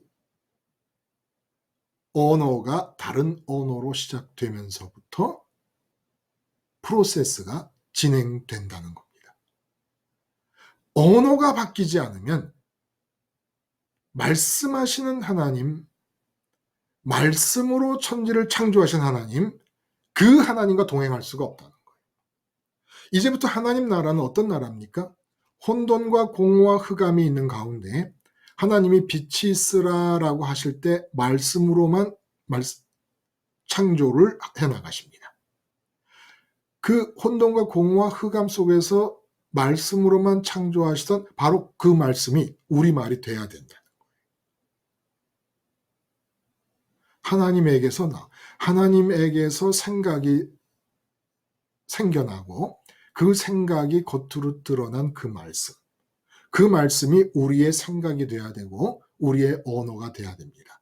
어떻게 하려면 하나님 나라가 이 땅에 이루어지려면. 이 하나님 나라는 보좌가 있고 예수님께서 보좌의 하나님 아버지를 마주하시고 성령을 통해 하나가 되시는 삼위일체가 이 시각에도 일어나고 있는 천당과 다른 거예요. 쉽게 말하면 십자가 예수님께 빠져 죽음으로써 부활하신 예수님과 함께 살아나고 승천하신 예수님과 함께 우편 예수님까지 따라가면 이게 지속되는 한 내 마음에는 천국의 하나님만이 유일하게 좋으신 분이고 천국의 하나님을 마주합니다. 이 천국의 하나님을 예수님 안에서 성령을 통해 마주하는 이 상황이 유지되는 가운데 이 땅에서는 어떤 일이 일어나느냐? 하나님의 나라가 일어난다 이런 얘기입니다. 근데 그 하나님의 나라의 가장 우선적이고 두드러진 특징은 그 하나님 나라의 센터인 중심점인 그 사람의 인격 속에서 언어가 바뀌어버린다는 겁니다. 언어가 바뀌면서부터 하나님 나라가 시작된다는 거예요. 자, 돈을 못 벌었다. 나는 망했다라는 내 안에서 일어나는 언어를 가지고 그 문제를 바라보며 이걸 어떻게 해결해 나갈까를 생각하고 행동하고 말합니다. 이거는 무슨 나라? 나의 나라. 나의 나라. 근데 하나님 나라는 돈이 안 벌렸다. 돈이 안 벌린 것은 좋음과 기쁨에 아무 상관이 없다. 싫음에 아무 상관이 없다. 내 좋음이신 하나님에게 가난이 임하지 않는 한 내가 가난한 사람이 될 필요가 없는 것이다. 그냥 돈이 안 벌리고 있는 이 세상에서의 가난함은 하나님의 계획이 추진되고 있는 것이다. 이 생각이 있고 이 언어가 있어야 하나님의 나라가 생겨날 거 아닙니까? 활성화되고 발전되어 나갈 거 아닙니까? 근데 생각이 세상 사람과 똑같아. 생각이. 돈 안 벌리면 망했다. 병 들으면 나는 저주를 받았나? 가게의 저주를 끊어야 된다. 뭐 이런 식으로. 세상 사람과 똑같아. 그러니까 계속해서 육체의 오감을 통해 들어오는 것을 마음이 재료로 받고 그 재료를 통하여 언어를 만들어내며 그렇게 만들어낸 언어로 내 나라의, 나의 나라의 인테리어를 장식하고 있는 겁니다. 근데 그 인테리어들이 어떨 때는 전부 사방에 너는 망했다, 너는 죽었다, 너는 죽어마땅하다, 너는 실패자다, 너는 뭐다. 이런 식의 인테리어들로 다 내 마음을 둘러치는 거예요. 이 마음이 곤비한 겁니다. 죽겠는 거예요. 너는 바보 멍청이다, 뭐 너는 실패자다, 너는 낙오자다, 너는 패배자다, 너는 루저다. 그 무슨 하나님 나라가 나타나요? 하나님 나라가. 하나님 나라는 생각과 언어가 바뀌어 나타나는 것이죠. 그래서 사도 바울에게 하나님께서 특별한 일을 방언과 예언과 마찬가지로 사도 바울에게 기적이 막 나타나게 하고 앞치마나 행주치마나 손수건을 갖다 대도 악기가 쫓겨나가고 병자가 낫는다. 그럼 우리는 왜 안 되냐? 응? 제가 입으면서 뭐 땀이 배고 뭐 이런 거 아무리 어디다 갖다 놀아놔도 이 사람들이 이게 기분 나쁘다고만 그러지 뭐 누가 쫓겨나가기는커녕. 그렇지 않습니까? 그러면 이 사건은 또 방언과 예언처럼 어떤 의도를 가지고 보여주고 계시는 것인가? 이렇게 기적을 행하고 이러는 것은 사도 바울에게는 특별히 이뻐서 하나님이 기적을 행하게 하시고 우리들은 밉고 밉살스럽고 못나고 바보 같아서 마음에 안 드셔서 기적이 안 나타나게 하시는 게 아니라는 거예요. 우리가 사랑을 받아들이는 양이 사도 바울이 받아들이는 양보다 적을 수는 있지만 하나님이 사도 바울에게 보내시는 사랑의 양이나 우리한테 보내시는 사랑의 양은 똑같습니다. 받을 줄을 몰라서 그런 것이지.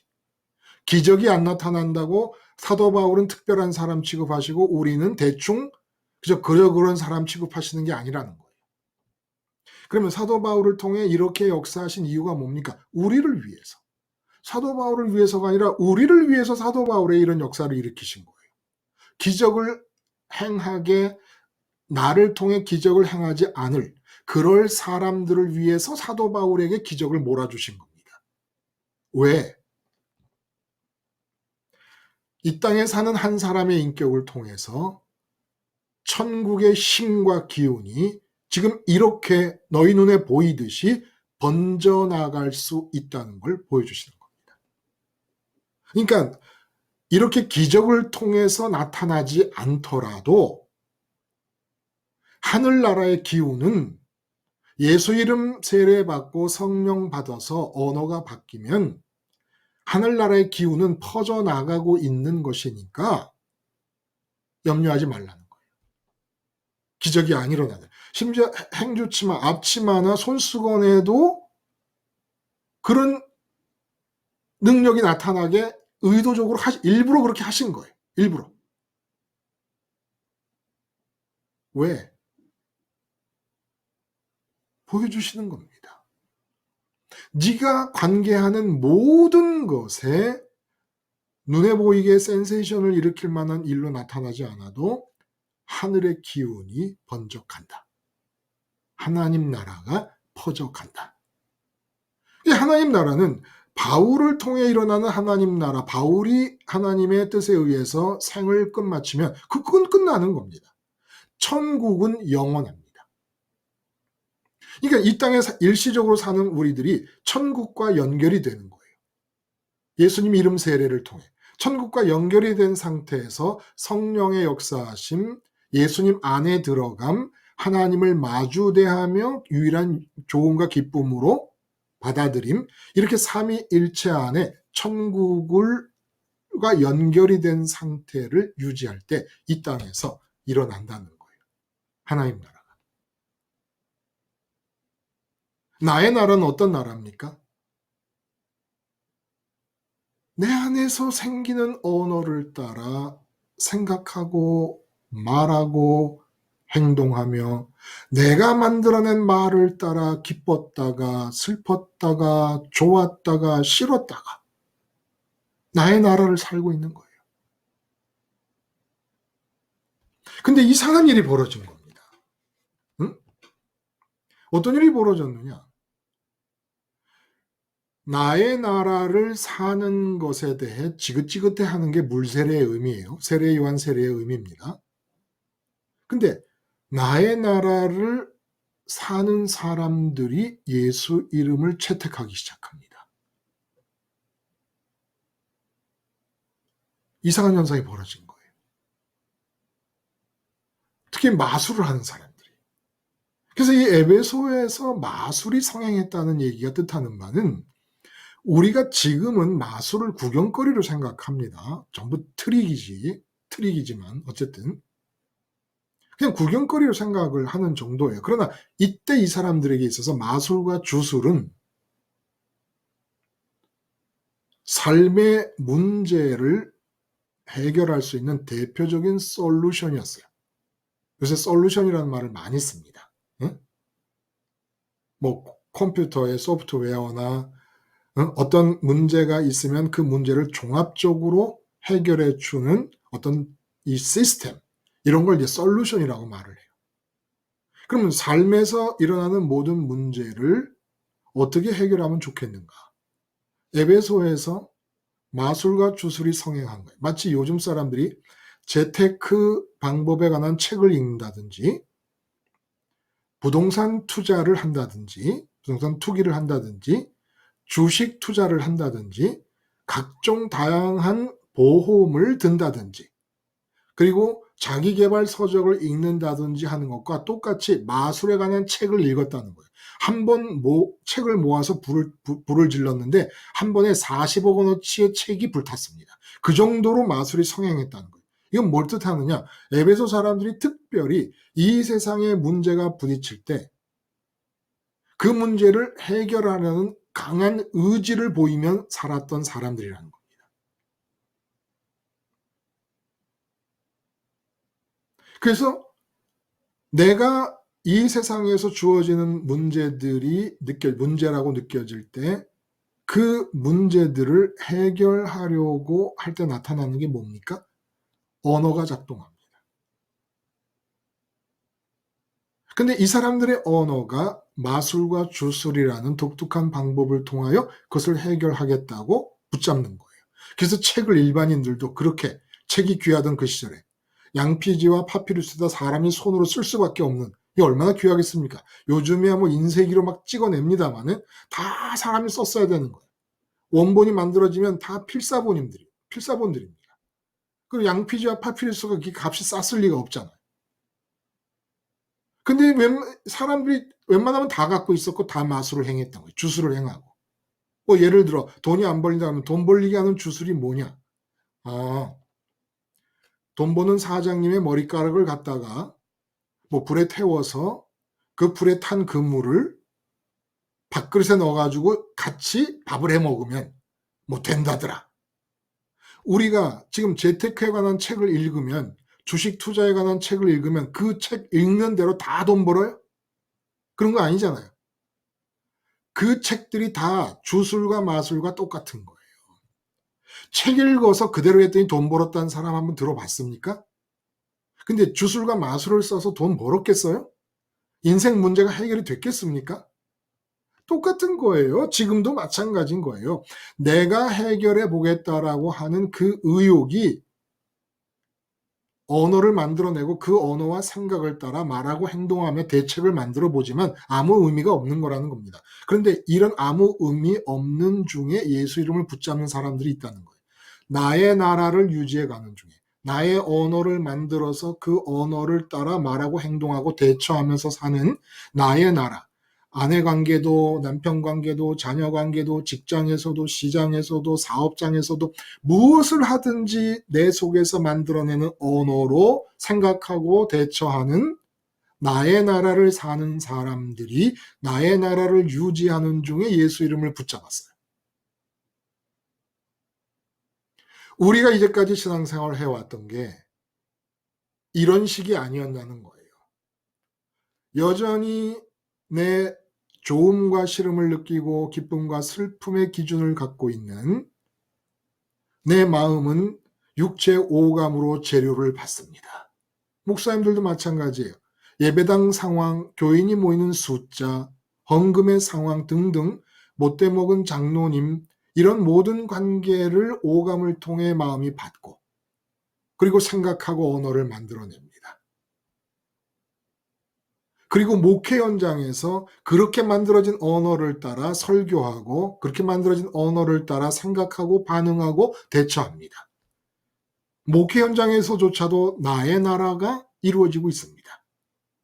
예수님을 믿는다고 하는데, 근데 예수님의 이름을 붙잡았습니다.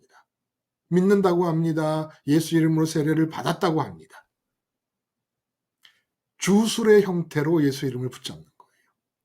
그래서 하나님의 나라가 아니라 내 나라에 하나님과 예수님과 성령님의 이름을 끼워 넣는 겁니다. 나의 나라에다가 내 안에서 만들어지는 언어로 살고 있는 나의 나라에 예수님과 하나님의 이름을 갖다 끄집어 드립니다. 하나님의 나라가 되는 것이 아니라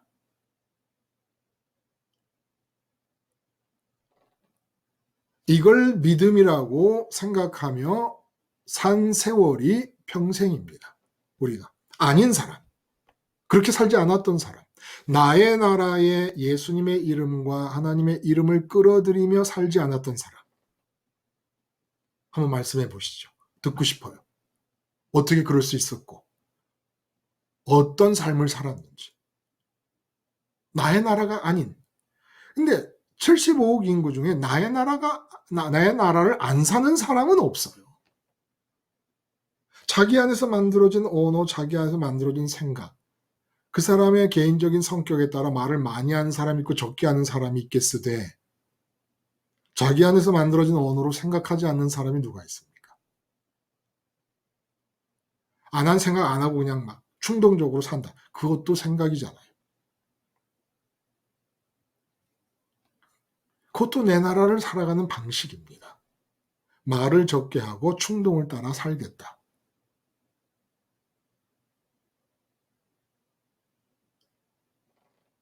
근데 나의 나라를 못 벗어나는 거예요. 죽을 때까지 나의 나라 속에 있다가 생을 마칩니다. 하나님의 나라가 이루어져 본 적이 없는 거예요. 사도 바울을 통해 보여주시는 겁니다.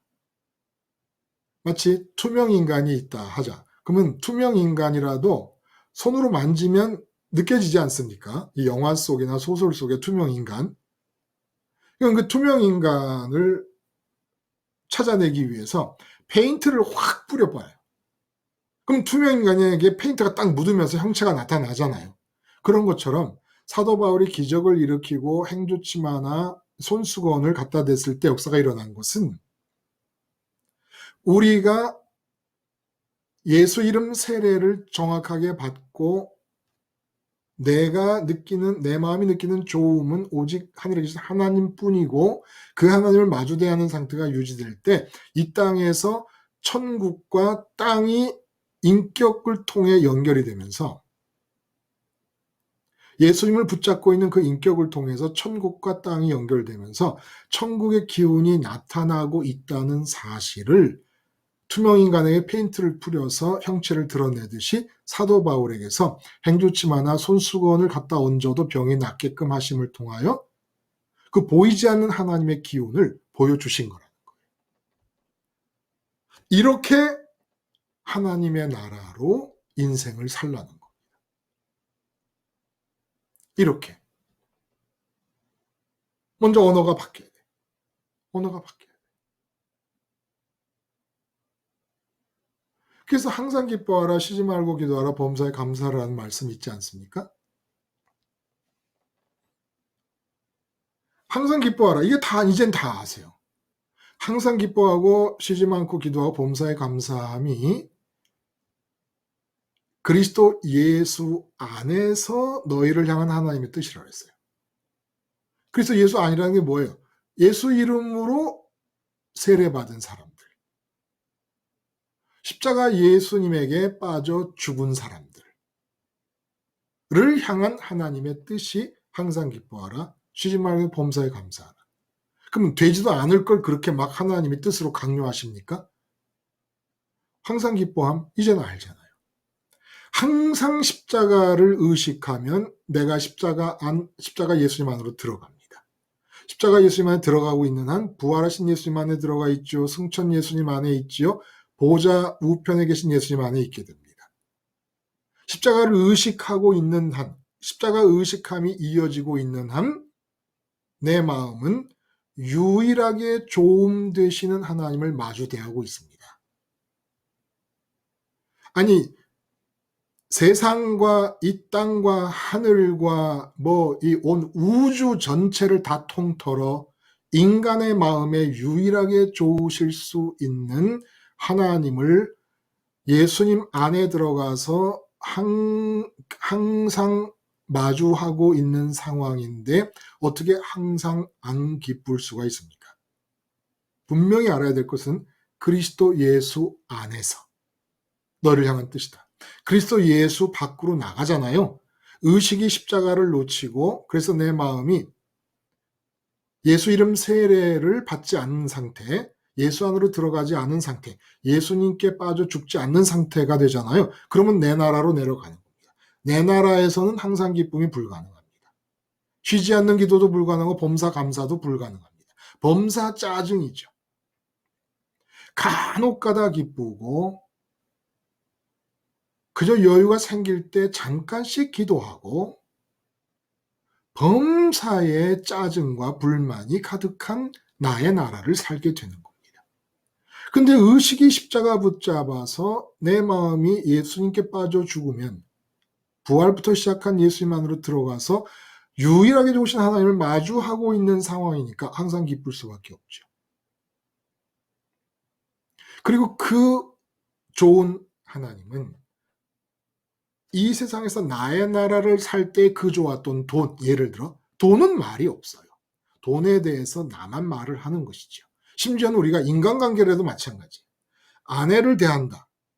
그러면 아내는 말을 하는 사람이지만 왜 이혼을 하게 됩니까? 아내가 하는 말이 따르고 남편이 하는 말이 따르기 때문에 그 이혼이 나타나는 거야. 이혼 안 할라, 이혼하는 이런 복잡한 과정이 싫고 자기도 말하고 나도 말해서 자꾸 부딪히니까 혼자 살기를 원하든지 아니면 강아지 키우든지. 그리고 강아지가 이젠 반려견이 됐어요. 반려자, 배우자를 반려자라고 그랬잖아요. 이제 강아지들이 반려견이 됐어요.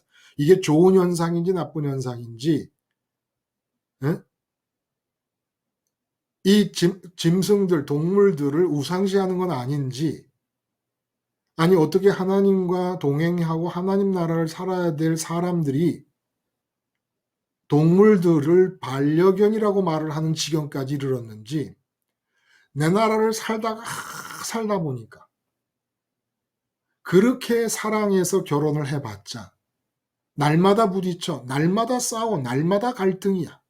내 나라 안에서는 아내도 자기 나라, 나도 내 나라, 두 나라가 날마다 전쟁인 거예요. 응? 자식을 낳아도 아빠의 나라, 엄마의 나라, 자식의 나라가 날마다 충돌인 겁니다. 왜? 각자 자기 안에서 언어가 다르게 만들어지고 있으니까. 입장이 다르니까 다른 언어가 나타나니까.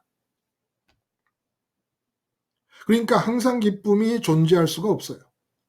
내 나라 안에서는. 항상 싸움이에요. 항상 싸움. 쉬지 않고 싸움이에요. 아내와 대화라는 게 늘 갈등 구조였어요. 당신이 말이야 돈을 못 버니까 그렇지. 네가 벌어둔 돈만 잘 모았어 봐. 지금쯤은 떵떵거리고 살 거야. 맨날 싸워, 맨날 싸워.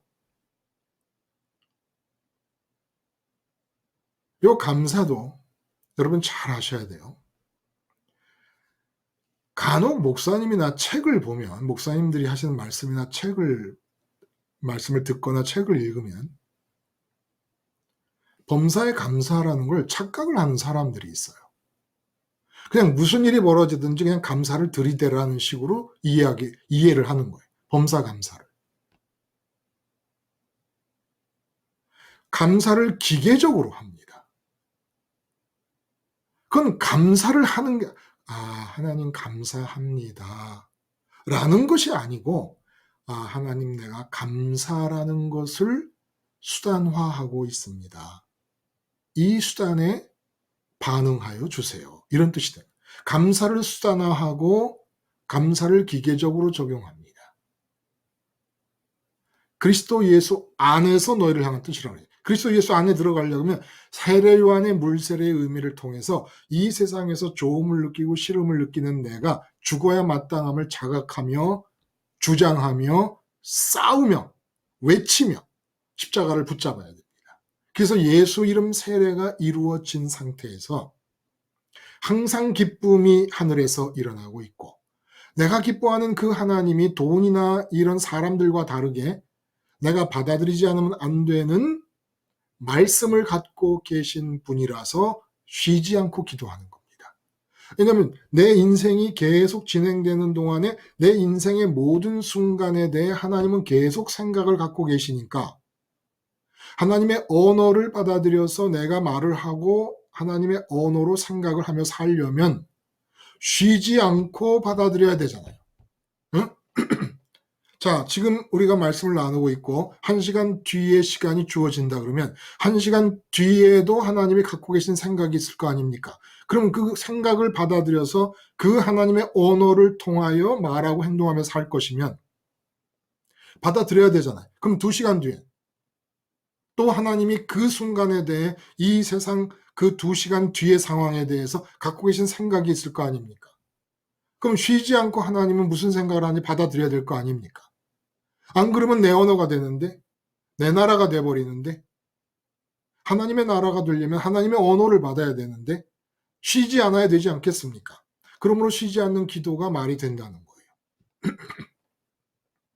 그렇게 내가 살고 있는 동안에 주어지는 것, 내가 어떻게 하는 것이 아니라 내게 주어지는 상황들이 있어요.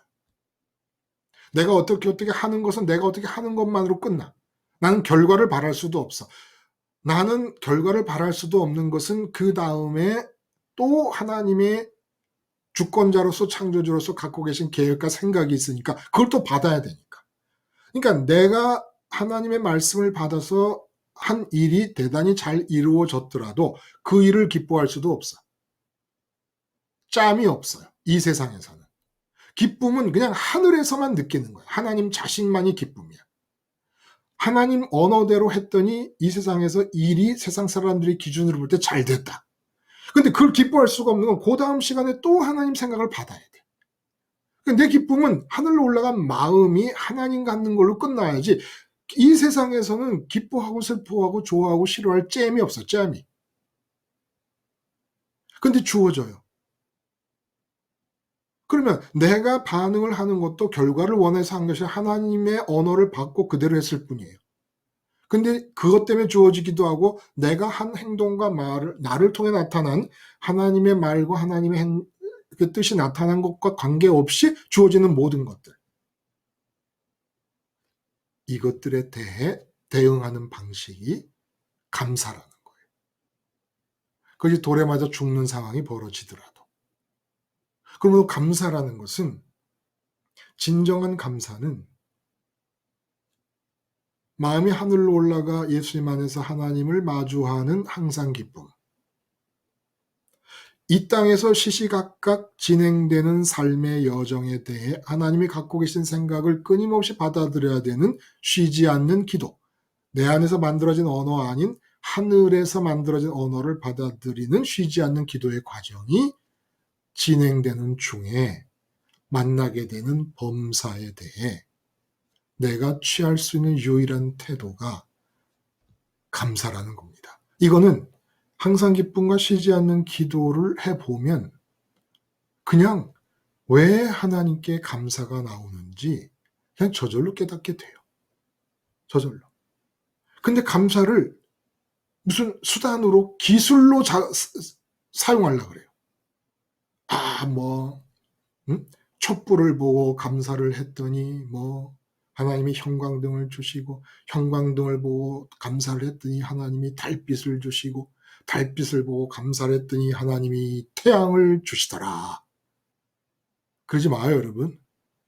네? 우리 그러지 맙시다. 이제부터. 감사는 뭔가 이 세상에서 좋은 것을 얻기 위한 수단이 아니에요. 예수님 안으로 들어가서 내 나라가 포기된 상태에서 하나님 나라가 진행될 때에 이 세상에서 일어나고 주어지는 모든 사건과 범사를 반응하는 방식입니다. 감사를 통해서 뭘 얻는 게 아니라 주어지는 것들에 대해 내가 어떻게 반응을 할 것이냐. 하나님, 아버지, 감사합니다. 제가 돌에 맞아 죽다니요. 감사합니다. 제가 암이 걸리다니요. 감사합니다. 제가 사업이 망하다니요. 감사합니다. 다 범사 아닙니까? 근데 돌에 맞아 죽고 병 걸리고 사업이 안 되고 이런저런 세상 기준으로 볼 때 안 좋은 일이 일어나는 모든 것도 범사에 속하는데, 이 범사가 항상 기쁨이 이루어지고 쉬지 않는 기도가 이루어지면 그렇게 될 수밖에 없어서 감사를 하는 거예요. 그렇게 될 수밖에 없어서. 이건 좋음도 아니고 슬픔도 아니에요. 싫음도 아니에요. 기쁨도 아니고 슬픔의 재료도 아니에요. 좋음도 싫음도 기쁨도 슬픔도 하늘에 계신 아버지와 관계에서만 결정이 됩니다. 근데 아버지께서 내 이름 하에 이 세상에서 이런저런 일들을 해나가시고 당신의 언어를 내 속에 주시면서 당신의 뜻을 이루어 가실 때, 내 이름으로 왜 이런 하나님 나라의 일을 해나가실까? 아버지, 감사합니다. 이게 감사라는 거예요. 하나님 나라에서 사는 사람, 하나님 나라가 활성화되고 있는 중에 세상을 맞이하는 태도, 감사라는 겁니다. 기쁨이 유지되고 쉬지 않는 기도가 이루어질 때 나타나는 결과, 감사. 그래서 하나님 나라를 사는 거예요. 하나님 나라가 활성화되는 겁니다. 근데 이 많은 이야기가 강론입니다. 이게 강론이에요. 하나님 나라를 강론했다. 하나님 나라를 강론한 겁니다. 근데 이 강론의 핵심이 뭡니까? 오늘도 내일도 십자가에서 죽은 예수님께 빠져 죽는 예수 이름 세례를 반복해라. 그 예수 이름 세례를 정확하고 지속적으로 하기 위해서 몸부림치는 과정으로 물세례의 의미를 받아들여라. 물세례의 의미를 받아들이면서 이 세상에서 주어지는 상황에 대해 내가 좋음이 느껴지려고 그러고 싫음이 느껴지려고 할 때마다 아니야. 이 세상에 대해 좋음을 느끼고 싫음을 느끼는 나는 내 나라를 꾸려가려고 하는 나요. 통째로 물에 빠져 죽듯이 죽어야만 하는 나야.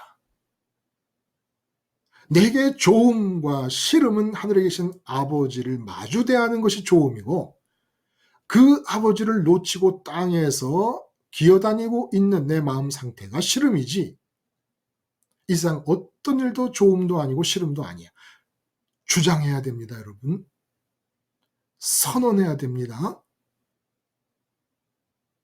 여러분의 체질과 세상에서 좋음과 싫음을 느끼려는 체질과 싸워야 됩니다.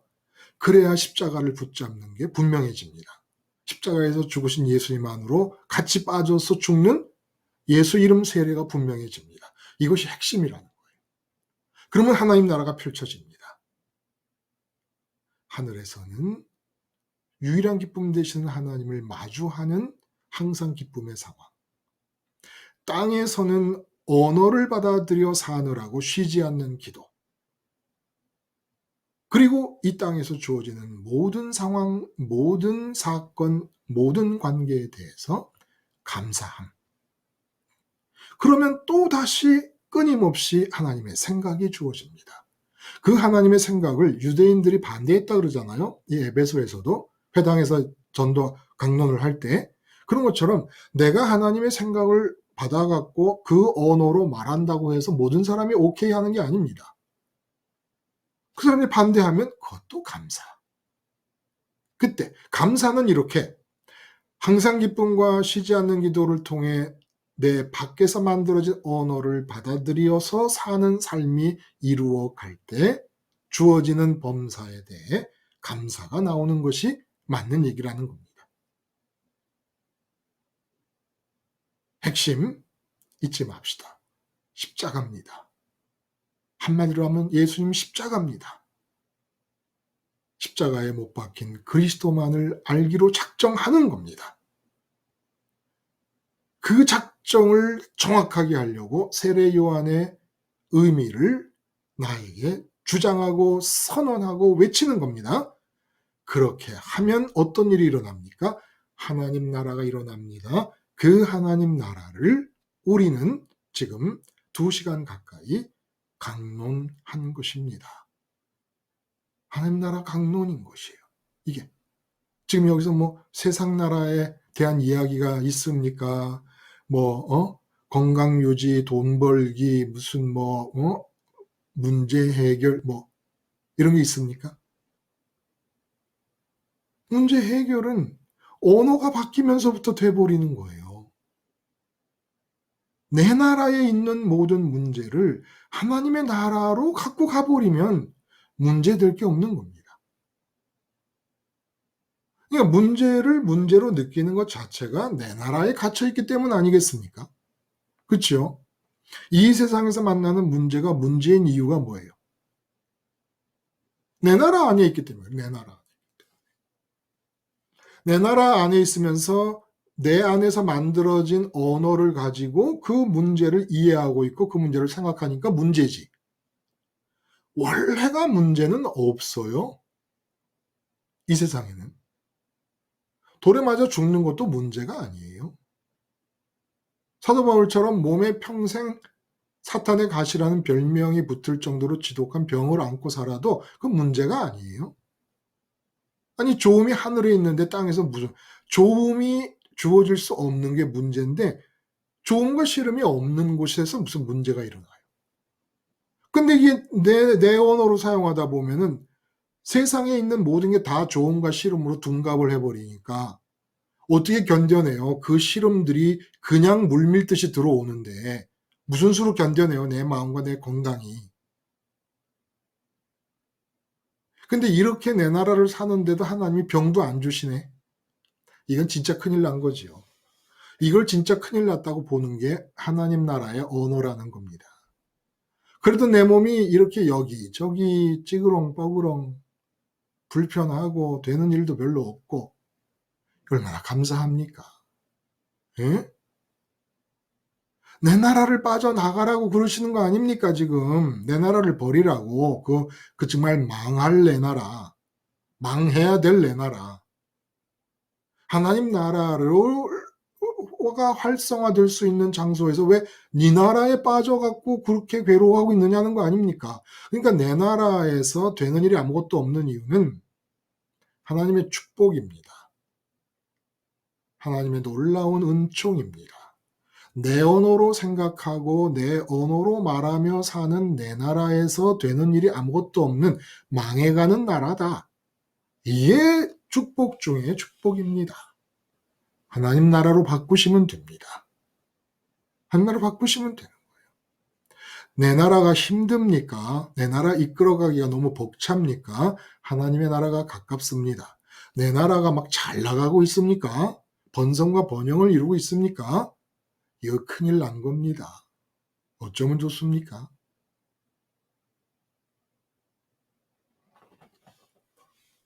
자, 이렇게